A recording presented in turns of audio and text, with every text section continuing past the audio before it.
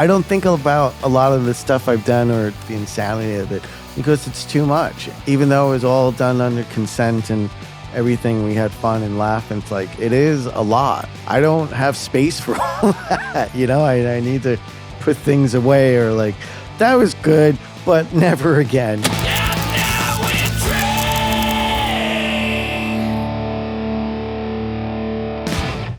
That's a Tommy pistol. That's a Tommy pistol. Jesus Christ. How long has it been since I had you on last? I'm pretty sure I was still living downtown LA. Man, almost 10 years? No, the show has 8? No. 5? 5? I don't know, man. Oh, Jesus Christ, man. Last time you were on was episode 26. And you're at 4, you said 400 now? Well, so technically episode 26 would be episode 80 something because there was 57 episodes under the original branding. Okay. So what year was that? What released this week was 379 of the current branding. So 350 episodes ago. Okay. Yeah. What year was that? 2017. All right. Jesus Christ. There were no cameras last time you were here. Oh, there wasn't? It was audio only last time you were on. Awesome. Well, it's great to be back. Great to be back, sir. Yes. Well, that's way too fucking long. Wow. I know. You tried to get me on before, and I have. I found every excuse, and I ran out of them. No, I'm kidding. Just cornered you at every adult event. Like, oh, Tommy, where are you at? What? Do you not love me anymore? No, I love you. You're a good guy. Aw. Yeah. And you're like my audience starting off. Awesome. Glad to be back. Like, we'll do this again in another 7 years. See you in 7. Tommy Pistol, the 7-year itch. Yes. Oh, man. What a 7 years that's been. Right? We're both older and grayer. Fucking Christ. Yeah. Yeah, because it has a picture, like a promo picture of me from 7 years ago. My beard was very dark.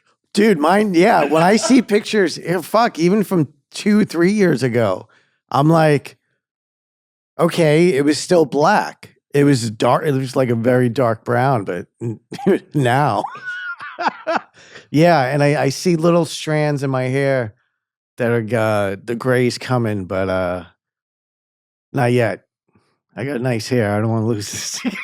I'm riding on a lot with this fucking hair. There's a hat on for a fucking reason. My hairline's going. Like, please let the show be more successful so I can go to Turkey and get hair plugs. Yeah, man. Wow, a lot has happened since 2017. Well, cheers. Fucking Christ. Cheers to you, sir. Cheers. Cheers to us and everyone else that has put up with the bullshit. Does it get easier? No, it only gets harder. I'm glad it's staying harder for you because in your line of work that'd be really difficult if. Yeah, it's still there, still kicking, still working. I don't know. It's funny. It's just like started in 2005, June of 2005. And it was a joke. I was like, I got to see if I could do this. Oh my God. I have put so many eggs in this fucking basket. And this basket's about to rip. No, it's really weird to like when I don't think a lot about the career I've had. I don't know why. I think I don't dwell on it. I think that's kind of healthy. It doesn't get to my head.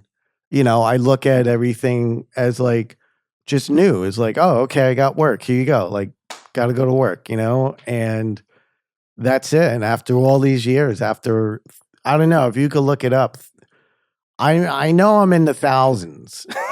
I'm in the thousands of scenes. And I don't know how accurate that is also, but it's a little ridiculous when you think how much screen time I've had. What was your guesstimate? I'm like saying at least over 2,000. By Price is Right rules, you are still correct. Yeah. According to the database, it is 2,237 as a performer. Since 2005. Yep. And 11 director credits too. All right. I mean, the ratio's a little off.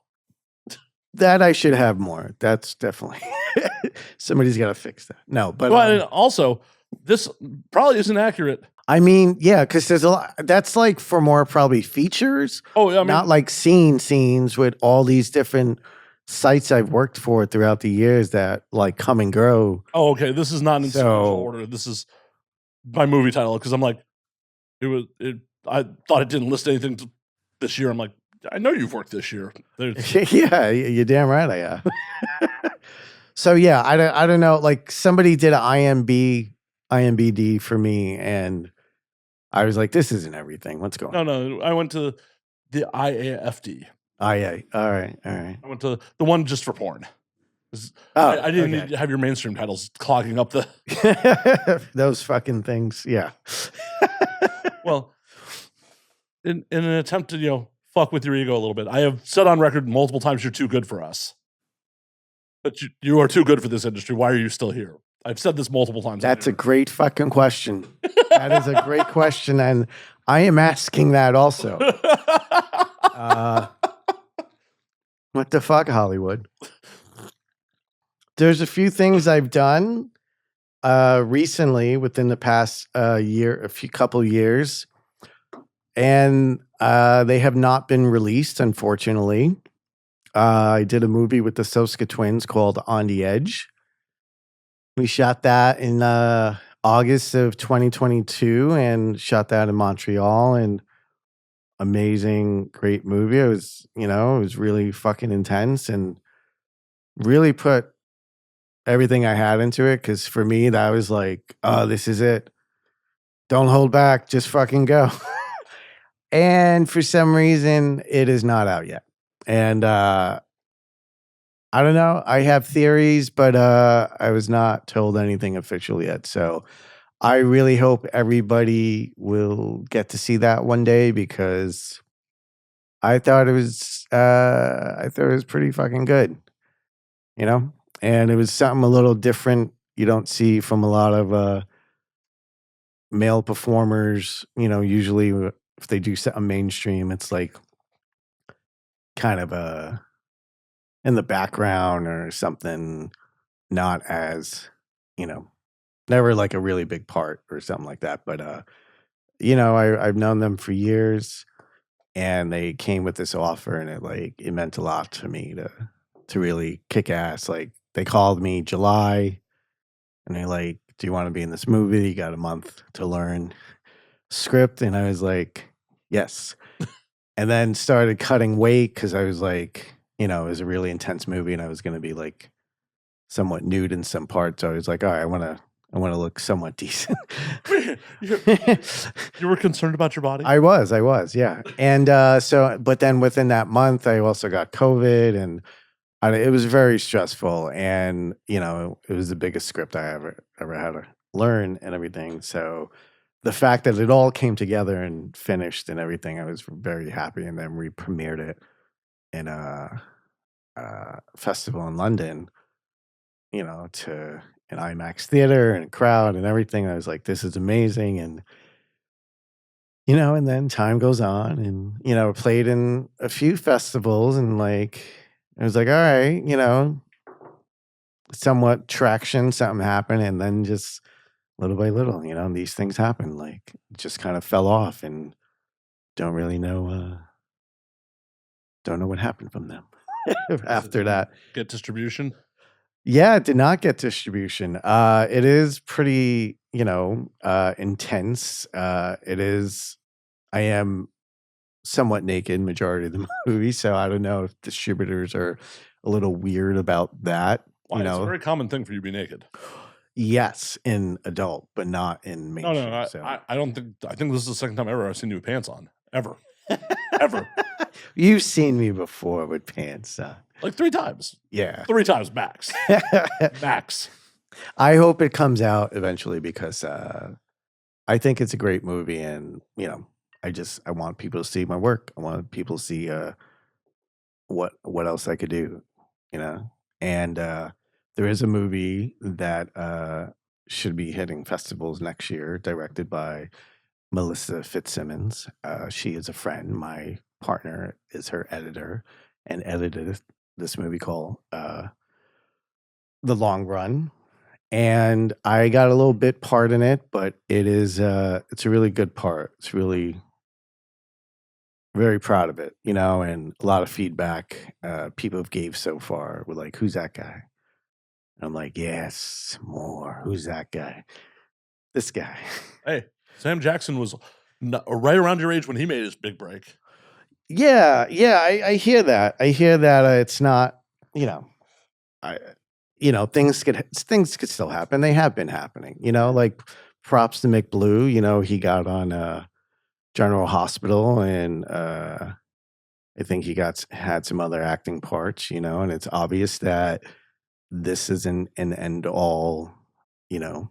If you do this, doesn't mean that like your life is over. And I think a lot of people believe that. And once you start believing that, then you start giving up on like other chances you might have or opportunities. So yeah, it's not. You just gotta it's a fucking fight. It's just a constant grind, a constant fight. Like just to be in this industry, and it's like I think you get comfortable at points. And I know like June's coming on to 20 years doing this. And you hit a point where you get very comfortable because the work comes to you. So like you've kind of proved yourself, and like people hire you because they expect you're going to deliver a certain, you know, you're going to give them what they want. Well, what they and need. I've been led to believe you easily fit in people's assholes. So Yeah, I am great. First time anal. Yeah. No, it's I've heard girls say that. I'm working with Tommy. It'll be an easy day. Yeah, and it's not, it's not just my penis size. I No, think, it's your uncut. Yeah, uncut, but it's just I think an attitude too. I know for me over the years, I just want to make things very relaxed and have fun, and like kind of just avoid all the drama. Like we're here to do a job for a few hours, so why don't we just make the best of it and just. It's ridiculous what we do. It's fucking stupid. Sure.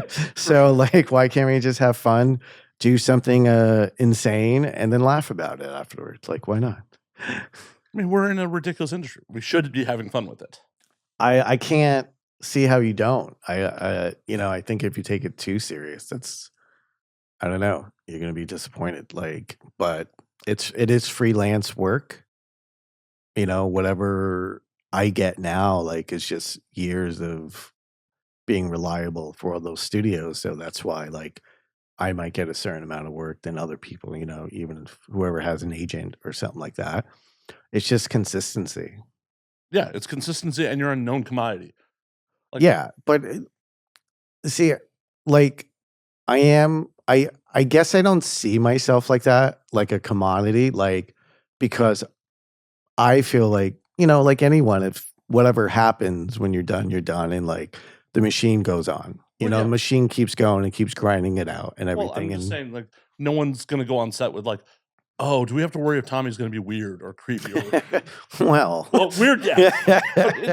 Like during Tommy Pistol weird way, not yeah, not in a like uncomfortable word. not in the like, well, now I got to add that dude to my no list. I guess throughout the years, just seeing how like fast things could turn, but a lot of people, if they had like steady work and things fell off, there's always the question of like, what happened?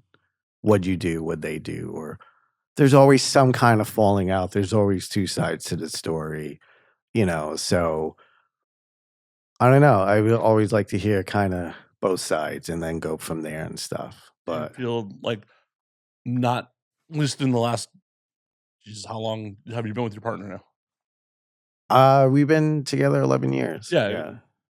So more than half your career, you haven't been dating within the industry too, which alleviates a lot of drama. Yeah. There was like one person I dated that was still kind of in it.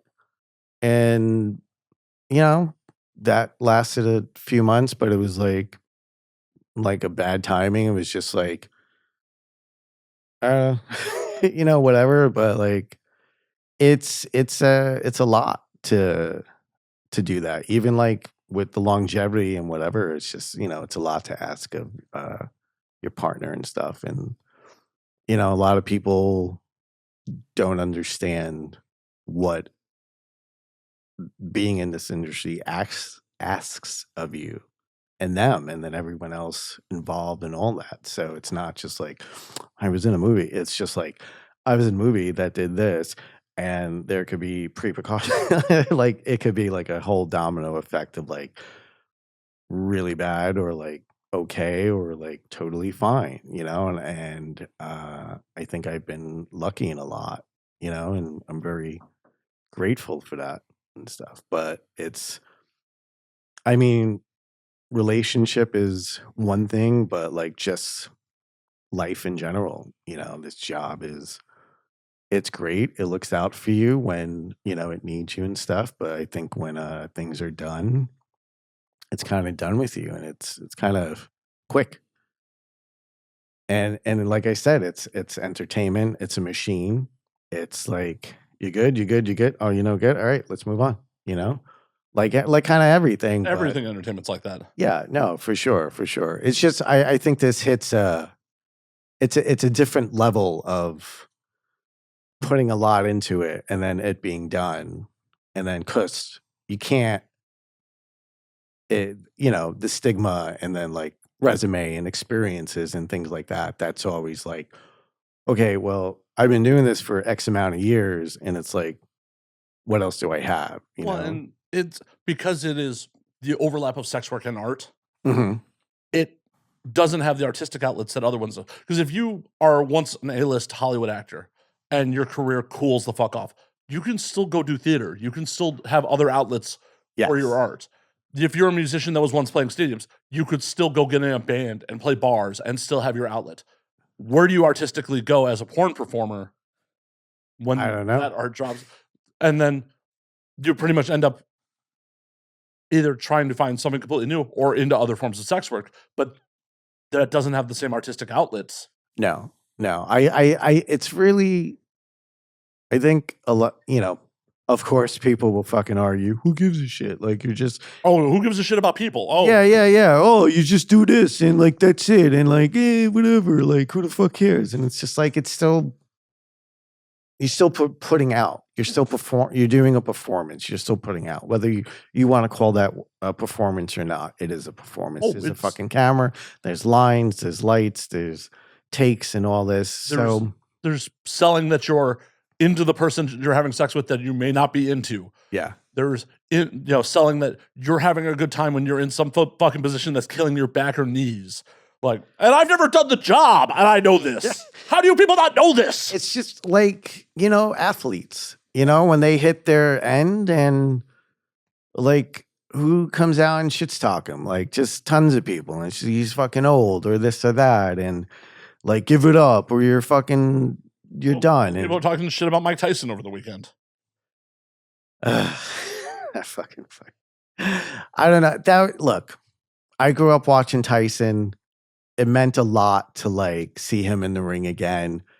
It brought me back seeing him on TV, like seeing him on Netflix and doing that whole thing. Like I remember being around my parents and other adults and them fucking screaming, and it could knock his fucking head off. And you're like, yeah, and I feel it. I feel this. And he was a legend. He's a beast. He still is, And the problem with that is like he did it for so long. He started from such a young age and became this fucking icon in that sport.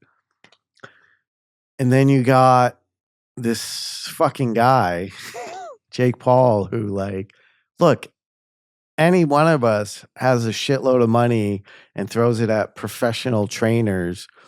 We can all get good in boxing and any sport or anything we want to do if we have. Never be able to dunk a basketball. Never. If we have, all right, maybe not basketball, but but I'm saying like, I respect him in a way as a businessman and like, okay, he saw an opportunity. He has money to throw at this and he's going to pay retired boxers or athletes to fight in a ring. And that fucking payday is like sets people up for the rest of their life. Oh, So some of those who would paydays- not take that money? Oh, for sure. No, I would never fault any of these guys. He's offering enough money on some of these fights that it becomes generational wealth. If it was spent conservatively, is generational wealth. Yeah. So that's how much money he has to throw at it. But the thing is, like, I don't see him without this generation of YouTubers that supported and watching him, as far as like athleticism goes and athletes and legends and stuff. He will never, I can't see him ever being a fucking icon like Tyson. He could say all the shit he wants. He could say he would have beat Tyson in his prime. He could say, I'm good. I'm as good as Muhammad Ali. You could say that, but it's not fucking real. Nobody gives a shit what you're saying because you bought all this. You didn't fucking earn it, dude. You like, I mean, for fuck's sake, I've beaten Mike Tyson at least 5 or 6 times on Nintendo, but there you go. But I could say right here, oh yeah, I could beat Mike Tyson in his prime. I could say it. Anyone can say it. Tyson was born. I could have kicked his ass. I could have punched him and been get out of here. That's what it sounds like. Yeah. It's fucking, it doesn't make sense that this guy comes in, throws a lot of money at it, and he's like, well, I'm the best boxer in the world. So all these other fucking boxers that like work their double, 2 jobs, still get in the time to train, still to go take care of their family, still like puts in the fucking work, will never see a payday like that. And that's what fucking sucks. People that really deserve that chance and that kind of fucking payoff will never see it. But it's just like some rich kid is like, oh, I could like put a lot of money together and get somebody in the ring you want to see fight maybe one more time and make a fucking shitload of more money off it. That's a microcosm of just how the real world works. I mean, for fuck's sake, traditionally, prize fighting was a road for minorities and lower income people to elevate themselves in life. Yeah. It was never a rich man, for the most part. I'm sure there's some examples someone could throw in the comments at me. But traditionally, it was. That's why there were so many, tough Irishmen or other minorities. It was a way to elevate your status in life. Yeah. Using your fucking hands. It was generally not, the rich guy getting in the ring. Boxing is a Latino black sport. Back in the day, Jews, Irish, Italians. A lot of Irish fucking boxers came out, a lot of Italians. And I don't know, like, your legacy will be you fought retired people. If I'm wrong, I'm wrong, but I don't see like where is the like you made a lot of money, okay. But as far as like heart of an athlete, like did you really earn it? I don't think so. And that's my opinion. I don't think if he had to start from the fucking bottom, he wouldn't have fucking stood a chance. And whatever, fuck me, hate me, tell me I'm wrong, whatever, suck his dick. I don't care.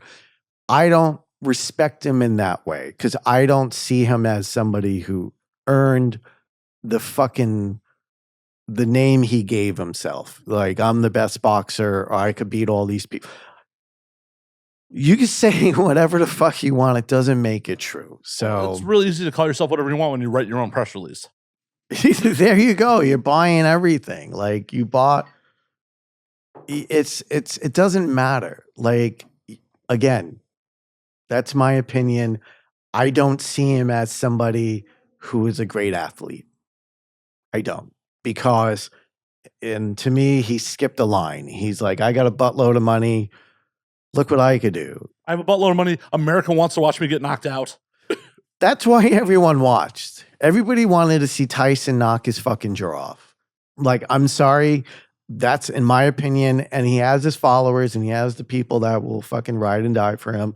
That's cool. You're his fan. I get it. You're going to stick up for him or whatever. But in my eyes, he is not this fucking end all be all best boxer in the world. in no fucking shape or form. So I don't care how big he is. I don't care how hard he hits, whatever.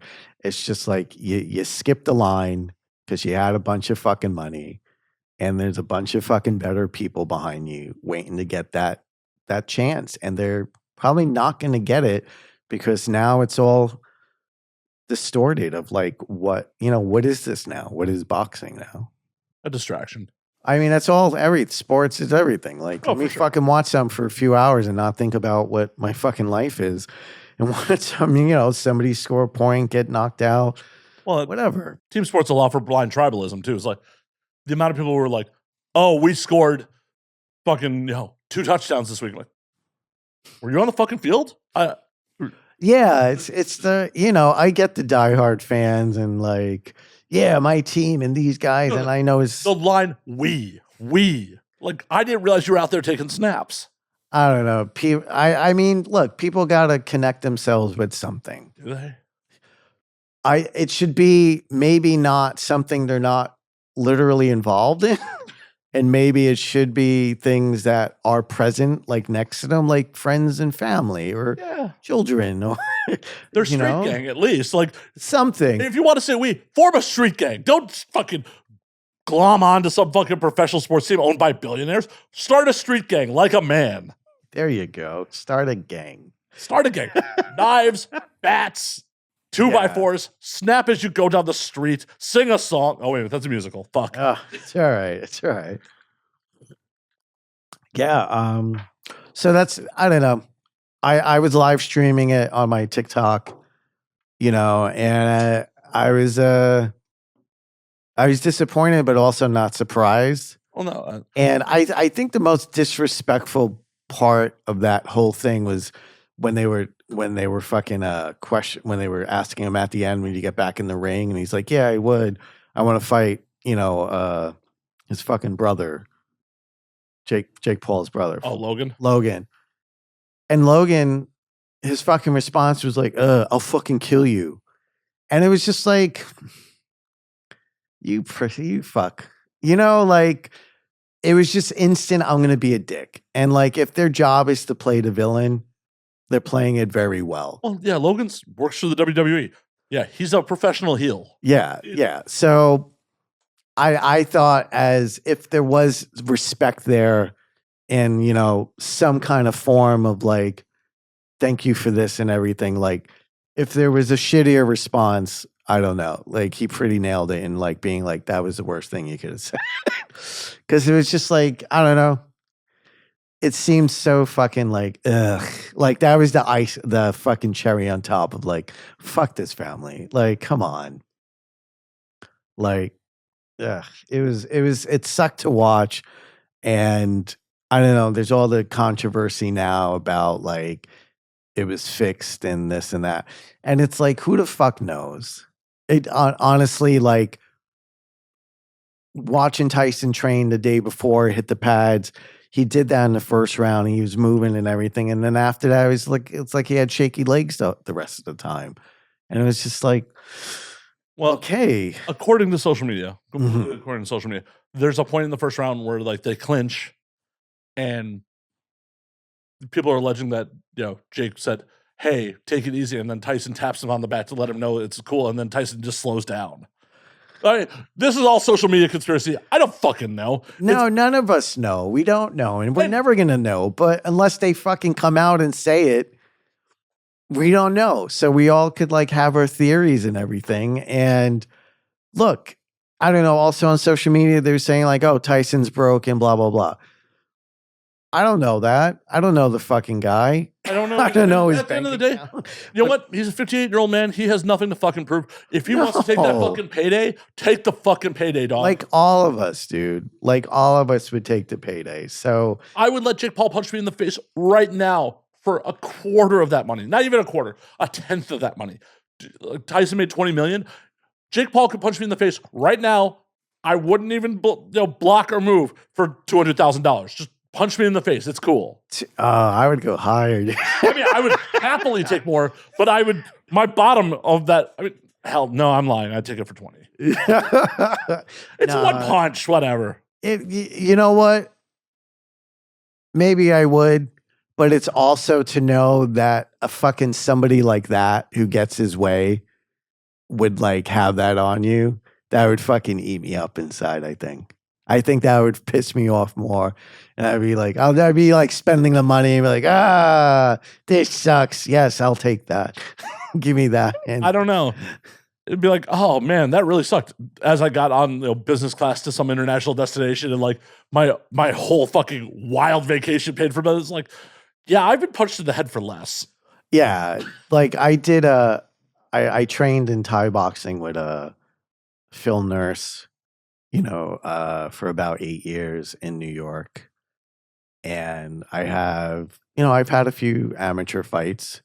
I think I'm 1-2. So but yeah, it's just like putting in that time and every day and like after, wake up at 6, go to work, head over to the gym, fucking do that, like either 1 or 2 classes in a row. That's like add another 3 hours to your day of the most strenuous, but it was like it's something you loved, and it's just like getting hurt and punched and bruises and all these things, like you love it. It becomes a part of you, and it's just like for basically my 20s, I was like doing that. I was just like, this is what I needed. Like if I'm not, and then it plays off with everything else in life. If I'm not, what's worse than getting punched in the face? Like, if I could get away, if I could figure this, if that could happen, I brush it off. Like, you know, everything else should be a little bit easier. It's just like a mind frame you have for like fighters and everything. And like another thing, like at times, Bobby Beckles was like somebody I would train with also, and at the Gleason's gym, and just like being there sometimes and seeing how like young people are in their training and like to the oldest people and they're still training. It's like, fuck, man, like these people are like for life doing this. And that's a respect I had for that sport and anybody who commits that much to it. So it just it feels shitty to have someone come out of the blue and is like, well, I got all this money to throw at this and like watch me beat somebody who's had an amazing career and I've fucking done nothing. But and like whatever the fuck happens, I don't know. Like you got to question, would any of these guys like really go out that fucking easy? I don't know. There's like so many times of his fights, you're like, you had kind of hung out there for a little while and then you got hit. So I don't know what's real. I don't know and it feels like WWE. Like props to wrestlers. Like they fucking destroy their body for the game and they love it and everything. But it's like there's a conversation that's had before they go out, Yeah. Not trying to say anything less or wrestling's not real. It's real as fuck. It's athletic as fuck to do all that to keep your stunt wind up. performing every night. Those are fucking like 300-pound, 7-foot guys doing flips in the air. Well, are you fucking serious? Of course that's an athlete. Like, oh yeah, they're athletic as hell, and it 100% is effectively being a stunt performer, but doing it 300 nights a year. yeah, and fighting with injuries, constantly traveling on the road. Like, that's a legit fucking life, and it's hard as fuck. Yeah.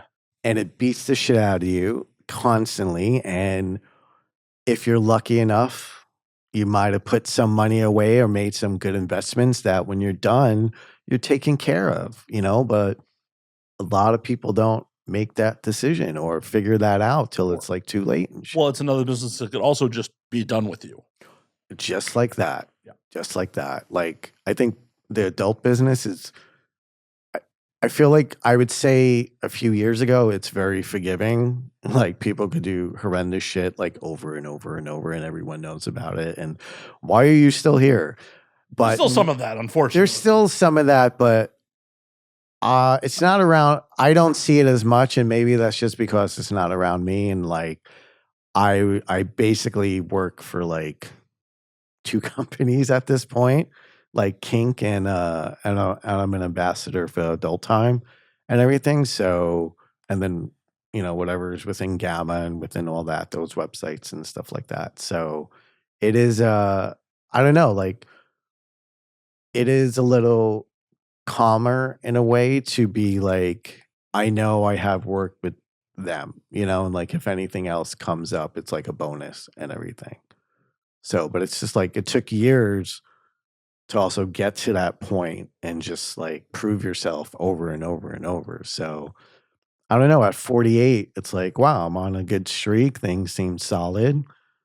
But then there's also, I'm 48. All right. I feel like I'm in better shape than I am or been in a long time. But it's also the question of like, I know I can't keep doing this. I know I also don't want to keep doing this because there's more to life. There's more I got to do. Wait, whoa, Whoa. There's more to life than having sex with people that weren't born when you got into this industry on film? Jesus Christ, there is. For fuck's sake. Good God. Sorry, I had to. I know. No, but it's just like, I think that's the thing as I look, as I look back about stuff like, this job was like, came in at a time, it gave me opportunities and it's given me great opportunities and it still does. And, it's those opportunities only keep coming because I keep delivering. But there's also You're too good for us. Any agents watching this, give me a call. Hit me up, please. It's just you gotta also start looking at, what else am I gonna do? Because I started directing. I've directed for Adult Time.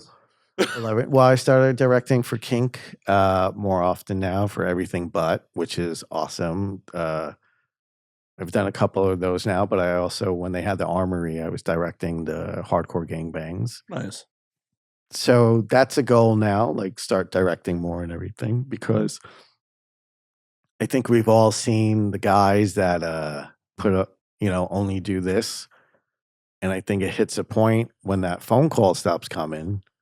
If you didn't plan ahead or do something, it's kind of like, oh, wait, I waited too long, and that's I would say that's very scary. I feel like it's one of those things where like, oh, well, this has been the status quo for so long. You don't see that the landscape is changing around you. You're just like, no, everything's fine. Everything's But that I think that's the problem because it is easy now.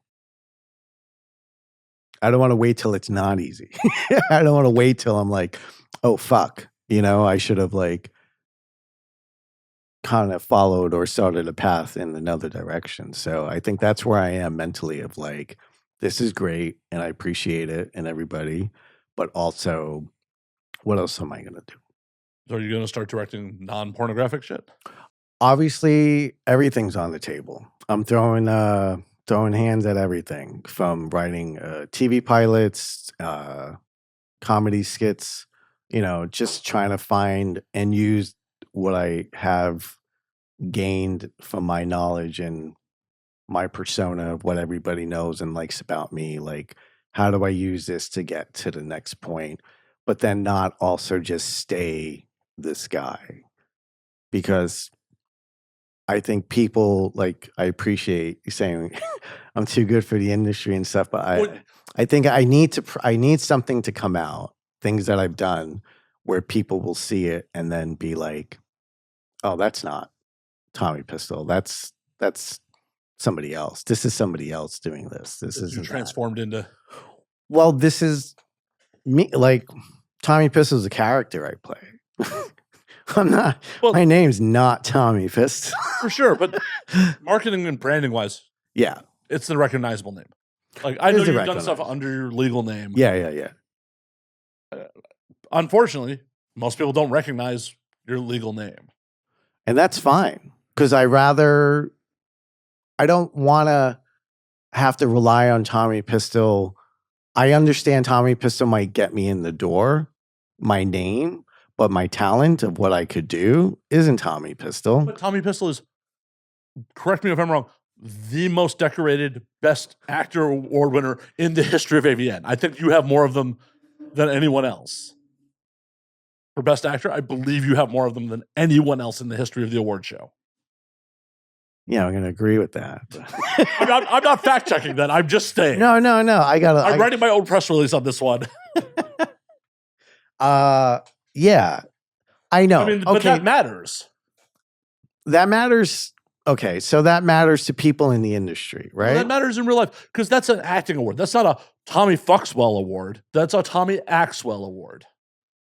I don't know. Somebody prove me different, because I think no matter what I've done that has like made someone cry or scared them or some kind of emotion that I've done in a porno, you know, I think the attitude that comes to people in our industry is always like, if I do something really like unique and special and like blow people away, and like within a few lines of dialogue I got grown men crying, because I just delivered it so fucking good, you know, they're gonna not see that always as like, well, that's just a porn guy. They're gonna be like, whoa, that guy's a great actor, or like, fuck, I felt that, or something. So I don't, again, Tommy Pistol is a character, is a name, but it's not that, it's me that's gonna get me to the next level and to prove to people like, oh, he's more than just this. And I think a lot of people have a hard time in separating people from the industry, because it's like, well, you only do this, so that's all you could do, right? Well, and also a lot of people, for better or worse, well, mostly for worse, would go, the best porn acting performance isn't even worth shit in mainstream Hollywood. No, it's not. I mean that's at it. Like, as far as screen time, as far as like dialogue, scripts, things I had to learn, all these things, like this has just been like 20 years of like just getting me ready, just fucking building me up for the bigger thing to come, because I feel like, fuck, I got this down. I could get like, as far as like memorization and like character and like all these things that I just learned from trial by error, and like paying attention about what I was doing throughout the years. And that's what's helped me. Like, every time I did get a role, like, I know a lot of people do take it serious, but I was like, I could be learning a trade right now. So whether I was paying someone to learn acting or getting stuff from a coach, I was doing it in real time. And whether it was around crowds and I had to have a boner and like keep delivering and keep doing my thing, like, it's the pressure about all that throughout the years. It's just become like, it's everything. I feel like everything else is easier now, as far as when it comes to like acting. Whether I say acting, and I know there's people going to be like, porn's not acting. It's just like, it fucking is. It fucking is. When I get to play any other character that I don't have to get my fucking dick out, it is fun. Whether I am fucking crying my heart out or something, it is such a relief to just do that. And I know with how many I've done and throughout the years and everything, like, I really do love acting. I love that part of the industry. Everyone I've worked with, they're all amazing. I'm not gonna say this person's better than the past. I always get that. Like, don't invite that trauma. Don't. No, I know, do it. but because everyone I've ever worked with was unique in their own way. Somebody was a little different.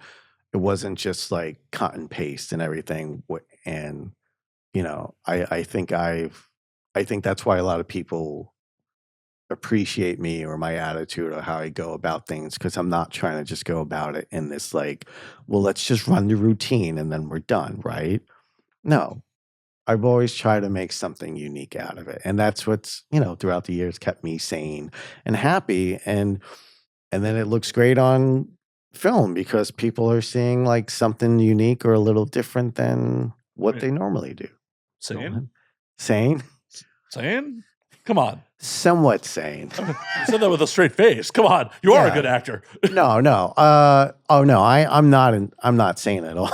Nobody, I know you in real life. Come on. Nobody is. You said that with a straight face. Come on, Tommy. No. I think you gotta, to manage as long as the career as I have, or even a couple of years, like you gotta have a great fucking attitude. You gotta be open minded. You gotta just really look at things and appreciate what you have. And I always appreciated the work I got. Like I was never like, oh fuck, like this sucks. I'm gonna complain the whole way and then fucking pay me and then I'm leaving. Like, no, I'm gonna appreciate everything I get. And I'm going to give you, if I fail that day, I fail, but I'm always going to just give you my best because that's my work ethic. That's what I know. That's what works for me. And if I fuck up, then that's on me. That's my fault. I mean, you're human. Fuck ups happen. Yeah, exactly. It's just, I think a lot of people, especially younger guys, or that's something you got to learn. It takes a lot to like admit you were wrong or like this is my fault or whatever. And this industry is pretty small, and like when you get the reputation of blaming everybody else but yourself, that's not going to go over well. Because eventually people are like, when 20 people are like, this fucking guy just bitching again, complaining. It's everyone else's fault. It's just like, no, it was fucking yours, dummy. Like, just own up to it, accept it, do better, get it out your head, Yeah. It's really that simple. Just a little bit of ownership. It's simple, but it's not. It's just like, can you fucking put your ego aside? Stop fucking pussyfooting around. What's the fucking problem? Everyone else?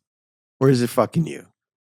And I think that's a problem a lot of people have just in general in life. Well, I think it's just something that, we're older dudes, and that's not a young man's game. In my 20s, I was quick to easily blame other people. Yeah. Oh, no, that's for sure. And I think that's the problem with I think that's the problem with this whole like alpha male nonsense that's been pushed since it pushed very hard by a lot of these fucking guys, including the Andrew Tate and the fucking, I don't know. Is that a thing with Joe Rogan? Like alpha male nonsense? No. So who were the assholes that were like that besides Andrew Tate? I don't fucking know. I don't subscribe to that shit. No, but I think there was an agenda that was started to form in the last couple of years. Oh yeah, no. And it's blame everyone else. Well, because it's catering to disenfranchised dudes who are looking for a reason to blame anyone but themselves on why they're not getting laid, why they're not successful, why life is not going as the fairy tale fucking promised them. That is the fucking problem. Oh, it's like, oh, if you look at any classic fairy tale, what's the reward for the hero? The girl at the end. Exactly. And we're all heroes in our own fucking story, right? Of course. So why the fuck am I not getting the girl? I'm the fucking hero. Oh, what the fuck? Yeah. I don't know. I think it's a dangerous path to go down where, how's that working out for you also? All these guys not well, obviously doing that, if they're paying some asshole to teach them how to be an alpha male for $50 a month, it's not going well. Save the 50. Give it to me. I will give you better life advice. It's not good. It'll be good. It's not going to be good, but it'll be worth your $50. No, but I think it's always been there. Obviously, the male chauvinist, like, I'm dominant. I'm the fucking leader. Like me. And it's like, I should get what I want. And it's like, no, nobody should get what they want. You got to fucking earn it. Right. So, and even then you may not get it. You have to understand, like, and that's what sucks, but it's like also fucking life, dude. If you get knocked down, you get the fuck back up. Well, you don't blame everyone else for why you're on the fucking floor, dude. Well, and especially when it comes to romantic relationships, that is another person with agency who gets to make that fucking choice too. And no matter, you could do everything fucking right, and the other person be like, I like that dude. And that's out of your control. It sucks. That sucks, but that's also, you don't own that person. At the end of the day, you don't own who you're with. Right. You don't get to say the final, well, this is my blah blah blah. But like we're individuals, we're humans, we're separate. Like if she doesn't love you anymore, like that hurts. Or that she never loved you. sucks. Fuck. Who the fuck knows? Whatever the story is, but it's just fucking hard. And like I know as life goes on, like it has never been easy. It has always been difficult. But I think what I have been on not a spiritual, adventure, whatever, but I have been doing more things and definitely through my partner. And it's been awesome because I am like with ceremonial magic and things like that. Like it's not saying like it's like a religion, like any religion, like you have things to believe in, you put your faith in stuff. But what I take from this, like everything they say, it's like it all comes down to you. What are you going to do? What are you going to do? Because at something can always be done. Whatever it is, whether it starts very small or you go really big, but something can always be done. And that's where I started to question myself and my life and where I am going. If things are great, but it's also they're not going to be great forever. So what am I going to do? What questions am I asking myself? It's scary. It's really fucking scary to be at this point and like I think I need to go. But not in like an angry way, but also in a like what else am I doing? Like what else can I do? And those are things I have to figure out. Well, and that's a really scary thing when things are not going bad and you're like, I still need to make a change. Because it's really easy to decide like, fuck, shit is not going well. I need to fucking change it up. But it's like when you're comfortable and you're still like, I need to make a change. That's a difficult fucking choice. It is. It is. And it is scary because it seems like going against everything that like I'm like arguing with myself. Like, why are you doing that? Like what just write it out. And it's like that seems like a great answer, but it's also not safe. It's not. And it's like if for anyone, Well, it's the illusion of safe. it's the illusion of safe. Yeah. So you have to always figure out if there's more for you, why are you not going for that?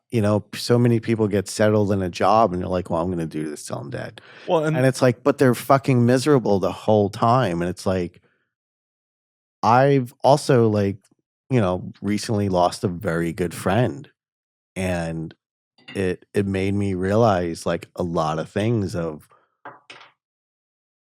how uncertain anything is, well, and it's just like we always know that. We always know that people you love die, family members, friends, they go to sleep, they don't wake up, things like that. And it's like that fucking sucks.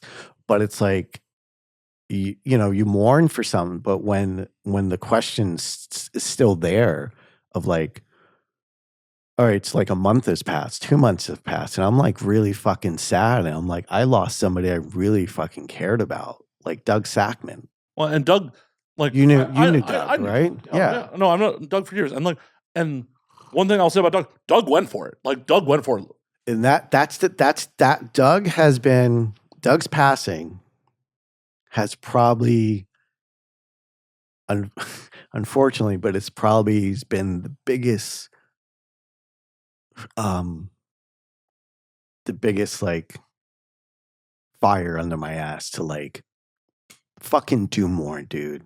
And that fucking guy has done everything. And the thing that I loved about him, and I think why we were friends for, since we met and everything, was he always had this attitude to like just help people and just do the things you love, right?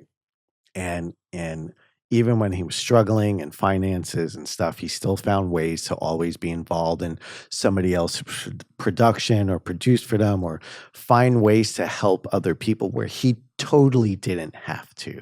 He could have become probably a really successful producer and like been an asshole and everything. He was Lloyd Kaufman's mentor, but like as Lloyd took him under his wing and, you know, showed him how to like run a set and do everything, you know, Doug did that for many people and for next to nothing.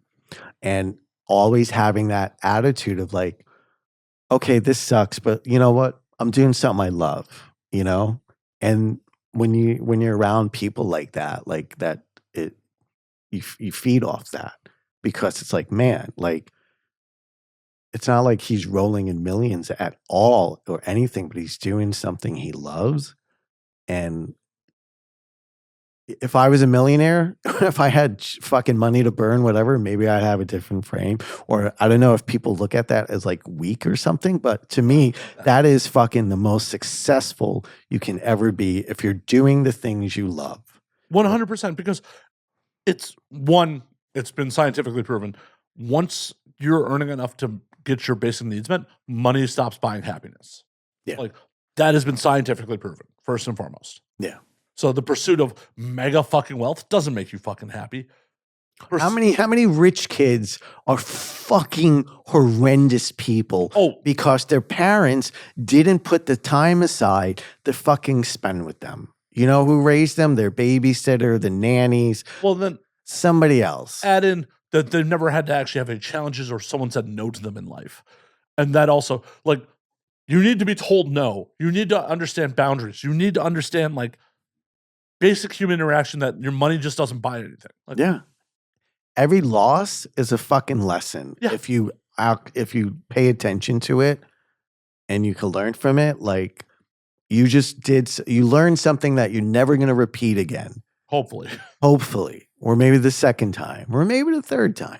I mean, but it's being crazy pussy doesn't like. I should not stick my dick there. Post orgasm, like, damn it, did it again. I get it, but you know, people are lonely, and like you make bad decisions because you think that's okay for now, you know. And everybody does that. I make very horny drunk decisions sometimes. Like everyone does. Oh, like she's hot. That would be a fun orgasm. Post nut clarity is like, oh God, they don't just vanish. No, but I don't know. Like Doug was somebody that just fucking, I saw him as somebody who got me in the industry, was a friend always had my back. One of the few people outside of the industry that I could talk to about like what's going on, what I was going through and things like that. Like it's hard. It's really fucking hard. It's very demanding. And you can have conversations with people you know, but like not everybody's going to understand. They're going to be like, wow, that really sucks. And then that's it. It's over. It's like, I don't know what to say. That sounds horrible. And you're like, it is fucking horrible. But he was one of the few people that like I really fucking talked to. And you know, I don't need 20 people like that. I just need one, you know, and we all need like that one person to talk to. And it's very hard when a lot of people don't have that. So I felt very lucky to have become the friend that I did with Doug Sackman. And I didn't realize how much I loved him until he passed. And that was the thing of losing somebody. You know, your friends, you know, like, dude, whatever you need, like I'll be there. I'll do the best I can. But you know, you don't know to that level until, wow, I don't have that anymore. At least in my personal experience, it's difficult because as we get older, as like Doug was on the East Coast, for example, like when you're physically separated by space, it's like you think about them, you care about them, but it's just like that space just it's hard. Like it's difficult. Like I know guys, I grew up in Astoria, Queens, you know, I could call any one of them and we could talk, you know, and we might not talk for 10 years, 15 years, whatever. We had so much time together and everything. And it's never a like, oh, why'd you do, you know, you ghosted me, whatever the fuck you want to say. It's like, because we all know like life is fucking difficult and eventually we're going to be in the same room again and that's cool. And I just want to know that you're okay. and you're safe. And that means that's all I need. I need to know you're all right. And I know not a lot of people have that, and I feel very lucky for that. I feel like I've always made very decent friends that we might not talk, but when we do, it's like we never missed a minute. And I feel very lucky for that, especially at like this point in my life and age and everything, because I hear people don't have that, or Plenty of people don't. And yeah. I mean, my audience may or may not be aware, but like I know you're aware. Like I had to go back to Chicago for an old friend's funeral Mhm. in September, and it was a weird feeling. Like there are a lot of my old friends that I had not seen in person in years, Mhm. and like love them to death. Like, and they're people I still talk to like on the phone regularly. But it's just like when we got in person, like it was good to see them, love them to death. But it's Yeah. just like we are in such different places in life. It's like all we have in common at this point is history. It's a weird feeling. Like it's like I love you, you're my brother, but like I don't know where we are as the same. Where once we were like very much on the same page in life. Mhm. It's like, for example, one of my very best friends. We're out at dinner like during the funeral. It's just like, yo, man, let's get a trip together with everybody to like celebrate our mutual's life. Mhm. And he's just like, you know what? I've been sober for a number of years. I just don't really want to be around people who are going to be drinking and partying. Yeah. Like even if Yeah. it's to celebrate the other person's life, and I respect that. I understand that, but it's just like, oh, Did you find that like offended, no, or no, kind I'm not of did offended. it I'm not hurt to offended by it. But not? it's just like we're just in very different places. So it's just like Yeah. it's interesting to try to reconcile that. It's Yeah.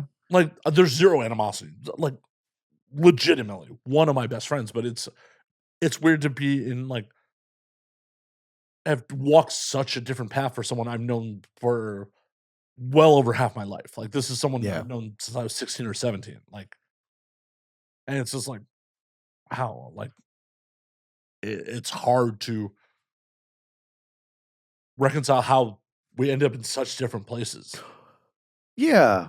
I I mean, that's life. I understand that's life. Consciously, I'm aware that's life. On an emotional level, it's just like, oh, that's weird.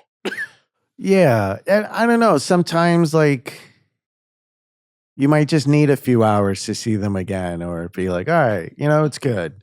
Uh, And as much as all these guys I love and they all have their lives and kids and everything, you know, things change, but it's like I still, as long as I think you all let each other know if you ever want to talk, if you ever anything, I'll be there for you. Just give me a call. I wish I call more people sometimes. Sometimes I'll just throw a text, and as long as they respond or something, I'll be like, "How you doing?" I'm great. How are you? Good. Awesome, man. And it's just like that's what we got right now. oh, and that's important. And honestly, I wish I was there with. I wish I did that more often as well. Like, I'm so caught up in the grind of fucking everything all the time, where it's just like, oh shit, I should just take a step back and reach out to fucking people more often. Send the mass text. That's that feels But and then insincere. see, or send one person a week, a day, or something. Just be like, "How you doing?" And it's just like I think scheduling things, because I get caught up in. I don't really hang out with a lot of people. It's just family, work, and my partner. And that's what I always feel like. This is all I have time for. But it's like, wait, why can't I set 15 minutes aside to like give somebody a call or a Zoom or something like that? And it's like, again, like something can be done. I could be doing more. I'm choosing not to, and I shouldn't be blaming anyone else but myself. Like I have all the power to change what I want to do. And I find excuses not to, out of fear, out of being, yeah, like worry of like, is this gonna work out? And it's just like, I don't know if it's gonna work out. I think taking more risk is something I should be doing now, because this isn't like this industry. Like I can get more directing work. You know, I could find other ways, like within the industry, like I could learn lighting. You know, Sean Rivera is like pretty much the lighting person. A lot of people use him, and like that opportunity was like, we've talked about that. So it's just like there's a lot of things I could be doing, but you know, it also becomes a time thing. Like, man, if I have this fucking ball of time, do I want to put it towards things I'm not sure about, or do I want to shoot for the goal and like really get what I want? And it's confusing. It's hard. Like I don't know. You can invest in all this stuff and it all just you lose it all. It's a fucking crapshoot. Nothing ventured, nothing gained. But yeah, some things are like, well, I'm 99% certain this is going to be the outcome if I do this. If I'm just rolling the dice on other shit, I don't know exactly what the odds are. It's some things are hedging your bet. Yeah. And as humans, it's just like, well, why would I not go with what I think is the sure thing, even if it isn't? That's just part of the fucking ride, right? Yeah, sure. Because at the end, you know, what do you want to know? You fucking tried everything that you wanted to try? Or is it like, well, I found a safe place and I stayed here, and even though the safe place, fuck the safe place.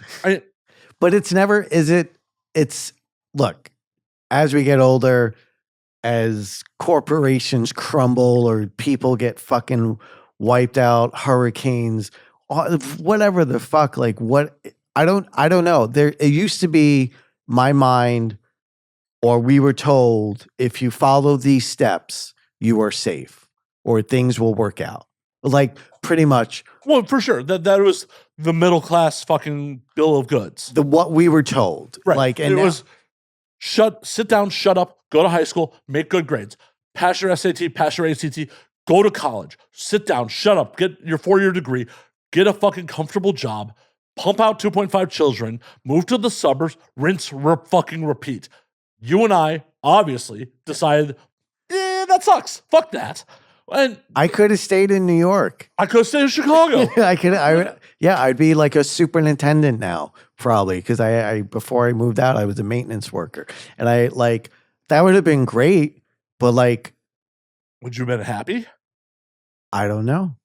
I would have been happy. I always was in bands. I was always trying to do comedy. I was always doing something entertainment wise that, you know, was feeling this fucking need that I wanted to like fulfill, and it just so happened porn was like, hey, do you want to try this? And I was like, I will try this. And then porn was like, we kind of really like you. We love you, Tommy. Do you want to like porn loves you? Don't porn does not like you. Porn is not like should I not? Porn loves you, Tommy Pistol. Don't kid yourself. Your weight in trophies says porn loves you. But it fulfilled a need that I wanted. I wanted to act. Well, you know, I wanted to be in front of the camera. I wanted to make people happy. I wanted to entertain.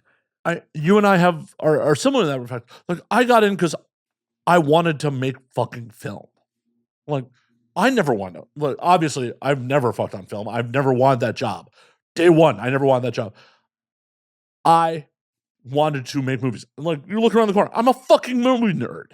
Like, in Chicago, in the aughts, I didn't know anyone who made mainstream film. I had no idea how to get into mainstream film. That was a fucking pipe dream. And then I started meeting fucking people in porn, and I'm like, well, this is a way to fucking make something. Yeah. It fulfilled a need that I wanted. And, you know, I think I'm at a point where it's just like, man, I did great with this, but I didn't go for the goal yet. I didn't go for the kill that I wanted. And I think that's definitely where a lot of my what's going, like being safe and everything. It's just like, because I feel like for like 19 years, I've been sticking my dick in risk this whole time. So I feel like I've risked a lot. According to mainstream America, for yes, the industry, for who you are as a person, no, you actually have been playing it fairly safe. Yeah, I have, and that's good. But I think you hit a point where it's just like, what else is there, and why am I not doing that? Why So aren't you? That's a great question, and that's where I'm starting to calculate and put all these things together and trying to get more mainstream stuff out. And it's just like, I'm not done. Like I've done good here, and I appreciate it, and I'll keep doing it till I'm done, till I'm finished. But there's so much more I want to do, and it's just you would think as you get older, you're like, I want to calm down and stuff Fuck like no. that. But the way society, the way everything is now, it's like, all right, nobody's retiring early anymore. So it's just like, am I gonna fucking Tommy, go for broke, or am I just gonna like settle and be, nah, I'm content? Like, retirement sounds like shit. Look, no, seriously. yeah. Oh, hey, I'm aimless and I got nothing going on. Like, fuck that. Fuck that. Look, man, we get one fucking go at this. Right. Literally, you get one fucking go. And none of it's promised. None of it's promised. My fucking buddy died in a car accident on Wednesday night at 11 o'clock at night. Like, he didn't get up that morning and be like, yeah, this is my last day on the planet. 11 o'clock at night, died in a fucking solo car accident. Sorry to hear that. Thank you. But it just proved, like, is just more anecdotal evidence of like how unpromised this shit is. Yeah.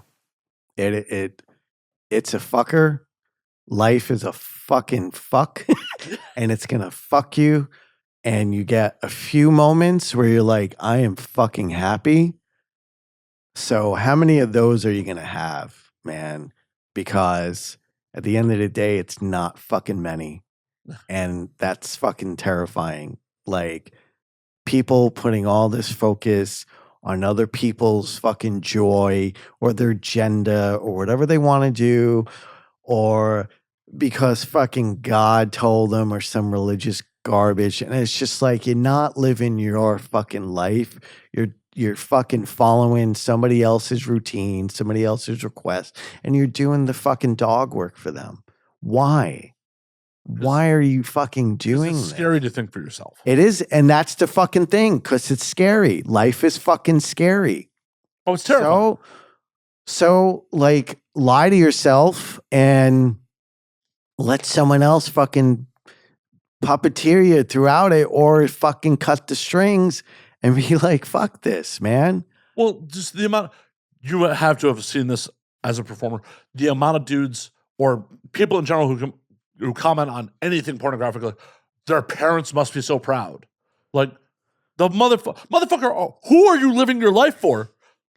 Dude, if you got time to fucking destroy somebody online and that's how you spend your time, I don't know what to say, man. Like, are you going to look back and be like, man, I put about fucking 10,000 hours into like ruining people's lives online? Like, is that you're going to look back and be like, mission accomplished? That's exactly what I wanted. I lived a fulfilled life, ruining other people's. What?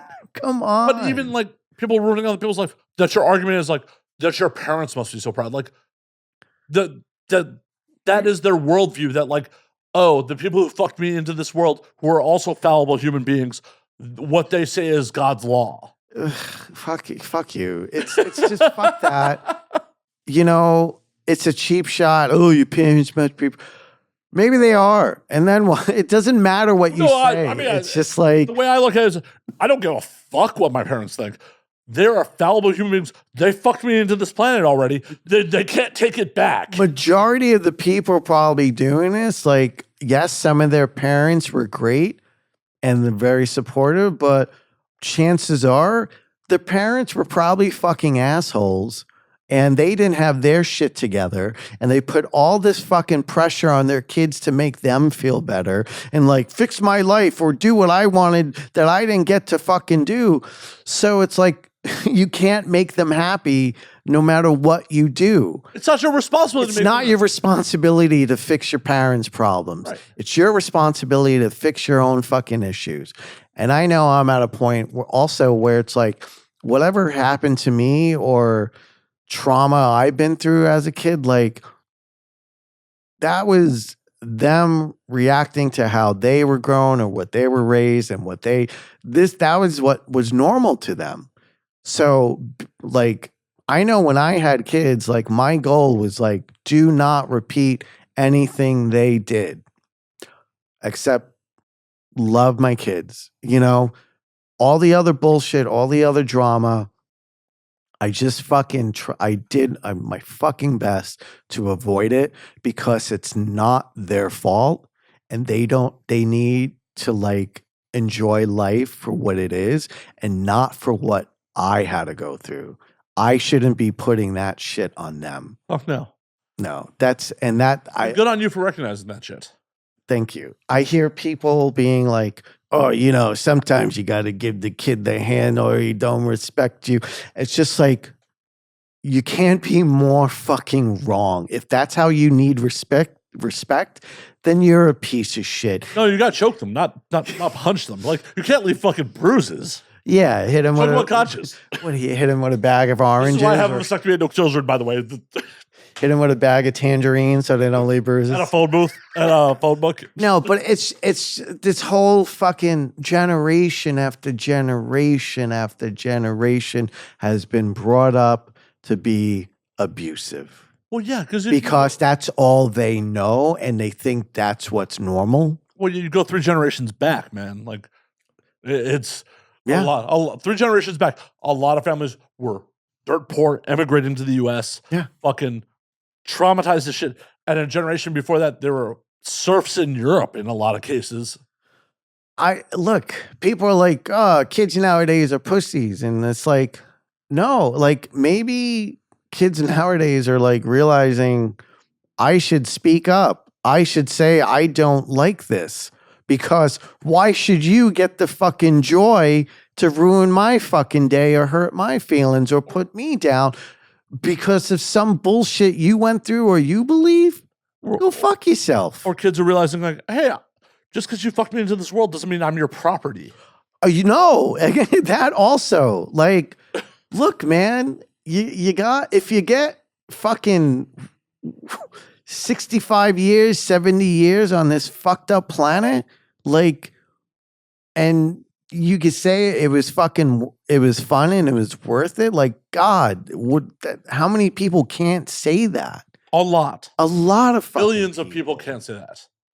Billion people don't even get that chance. And then we waste so much fucking time complaining about other people that you'll never meet, you don't give a shit about. It's because you just gotta fucking worry. And also, like, why would you give a shit? Like, why? When people are calling out like the others, the people that aren't the same sexual orientation of them, or oh my God, we have been fucking guys. Men have been fucking men since the dawn of time. Are you fucking serious? And on top of it, it's like, are you fucking other men? No. Then why do you care who other men are fucking? Why do you care? Why do you care? Unless you're interested and it eats you up inside. You're upset that you're not getting laid. I can't admit that I want a cock in my mouth. It's like, go fuck yourself. Go just leave people alone and let them live a fucking short, happy life because that is the only thing we're guaranteed. Well, we're not even guaranteed that. We're not even guaranteed that. We're guaranteed a short life, not necessarily a happy one. No. And it's just, I feel like the way religion has been, it means like the Catholic, the Christianity, it has no fucking give any. It's just, it feels like a propaganda. It always feels like either, it always has been, but I mean, for now, I'm like, it's on steroids. It's insane now of like, with schools and all this nonsense that they want to push on people. And it's just like, you're not giving people a choice. You're saying there's no choice. And that's what's fucking scary with a lot of what's going on. We don't want to get into politics. Well, no. There's always choice. But is that choice still going to be legal? Is that choice still going to be protected? Because the choice will exist. Like, I know before we got on here, I'm like, I don't want to get into politics. If everything horrible comes to pass, sex work is not going away. Full service sex work is not legal now. It very much exists. You and I both know a lot of full service sex workers. And like it will continue to exist. It has never been easier to film pornography. It is not going away. It is just going to go underground. It is just going to hurt people because it's not going to be protected. It's going to bring more organized crime into it. It's going to be, hey, if I don't pay the syndicate some protection racket, are they going to burn my set down? Because I can't go to the police because this is no longer a legal fucking production. Yeah, I think I don't think I'm going to see this in my time. I don't think ever, because there's always going to be an excuse like we can't do that. Like our industry should have a union. There should be somebody, I think, because we're constantly in production.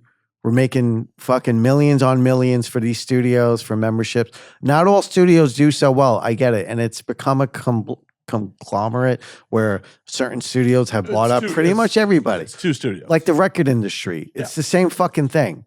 But, why somebody who makes a record and could sell it forever and make millions, but somebody could be in a scene and they can make money off that forever and you don't get anything afterwards? Like, I think some kind of form of compensation should be given. And if that was to happen, I think it would change the game and make people more professional or look at it as just a once in a while thing. I mean, we definitely don't want to model after music. Music's fucked. Music is fucked, but we all need music. We all need somebody's always going to do it. The traditional music industry, I ran a record label in the mid 2000s, right? I did not know that. Yeah, I come from music first. Okay. Music's fucked. Music's absolutely fucked because, you look at a traditional contract. Tommy Pistol, the band. Okay, I'm going to sign you to a multi-record deal. You are going to receive 40 cents per album sold, per unit. Your studio time, your producer, all that shit is a recoupable advance. You're not going to see a cent of your fucking royalties until your album sales pay all that back. Yeah, yeah. So we get to album number 2. I decide to option you. I'm not contractually required to put out that song, but I feel it's a good investment. So I option album 2. But album 1 hasn't recouped all its losses. Album 2 is a massive hit.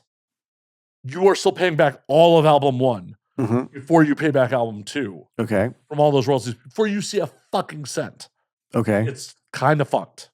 Okay. Yeah, that is kind of fucked. That is how traditional models work. And that's when I was in music in the mid 2000s. These days, because when I was in, we as the label never touched your merch sales or your touring sales. Like your live music. Yeah, there's certain things you got because you're doing that, whatever. Right. Okay. These days, labels sign people to 360 deals where they get a percentage of the merch, they get a percentage of the gate, they get a percentage. Because all piracy did was make it so labels were willing to take less risks and be more predatory towards the artists they were willing to take risks on. Okay. They weren't losing, the label didn't lose any fucking money on piracy. The artists did. It hurt artistry because back in the day, I invested this money in Tommy Pistol, the band. And if you were a wild success and we had extra funds, maybe I could take a risk on this other band that I'm not as sure about. But I can give them an advance. I can put out an album and we'll see where that goes. In the piracy era where it's like people are just fucking stealing music, it's like, well, I don't have the extra funds to take that risk. And we've seen this in Hollywood too. It's like piracy has hurt that. Why do we have a million Marvel movies and nothing that is not original? Almost no original IP, because there's too much money tied up in to take a risk on something. Okay, that's all their stuff, but I think it's sorry, I got on a tangent there. But I think within the industry, I did my mold for Doc Johnson a couple of years ago. I still get a check every now and then. It's the only residual that I ever get. And I'm not saying I'm asking or people will ask for a lot, but like if you're trying to people are trying to tell me based on numbers, based on algorithm and sales and all this stuff, if you're saying we can't figure out like some kind of percentage to get to people just from websites that people memberships or something, if it gets millions of views or whatever, like I gotta call bullshit. Well, I agree. It should be there, but also the logistics of it. There's more than I know. I don't run a union, but look at it from a business standpoint. Okay, say you run the hub, and someone's like, "I'm entitled to X amount of royalties because of X amount of views," right? Mhm. Well, okay, you're entitled to audit those books. How the fuck do you audit those books? There's a lot to be discussed with that because now you're putting trust into a lot of people and saying like, well, are these all the sales? I don't know. I don't know. And then with piracy, but I know that when with Pornhub, like I know when a studio puts a movie out, they put that. Doesn't Pornhub like? Isn't there some kind of deal with that? It's not stolen. Well, you and I are both old enough to remember when the hub was the enemy. Yeah, the hub was the enemy. Yeah, I remember like because people were just stealing everything. And 2010, 2011, where it was just like, oh, the hub is just effectively stealing people's shit. Yeah. Well, something had to be worked out. Yeah. And they'd worked something out. Well, they just devalued everyone else's content to the point where like, we're the distribution network now, like it or leave it. Yeah. It's a touchy subject. Everybody will have some kind of agreement, disagreement on it, but there's people that have been around long enough to understand what really happened, and there's people who are, this is how it's always been because that's how long they've been in. I know. I'm like, just saying, please don't cost me work, Matt. Shut the fuck up. No, I'm just saying it's just if you're looking for people to take this job more serious and have longevity and actually really feel like they're a part of something, like just the one check and then that's it shouldn't be the end all do all. So for the studios, is it really in the studio's best interest to have people with longevity? That's a thing too, because they grind people out, right? So I mean, how many times have you heard about like someone being shot out? All the time, right? And then that's how with agencies. So it's a very big conversation because somebody could be doing really well, shooting a lot, and then one thing fucks up, and now, well, I haven't shot for 3 months, or I had one job. Like that's fucking scary. So I don't know. It is. Stuntmen have a union, actors have a union. There's all these things that's somewhat looking out for people, and I feel like nobody's looking out for us but us, and that's scary. Well, we're not even looking out for us. We're not on the same page. Oh, 100%. And if we get ahead and we're like, oh, so if I roll with you, I'm safe here, but I don't know, I had, all these other people I've been talking with, they're going to get left behind or something.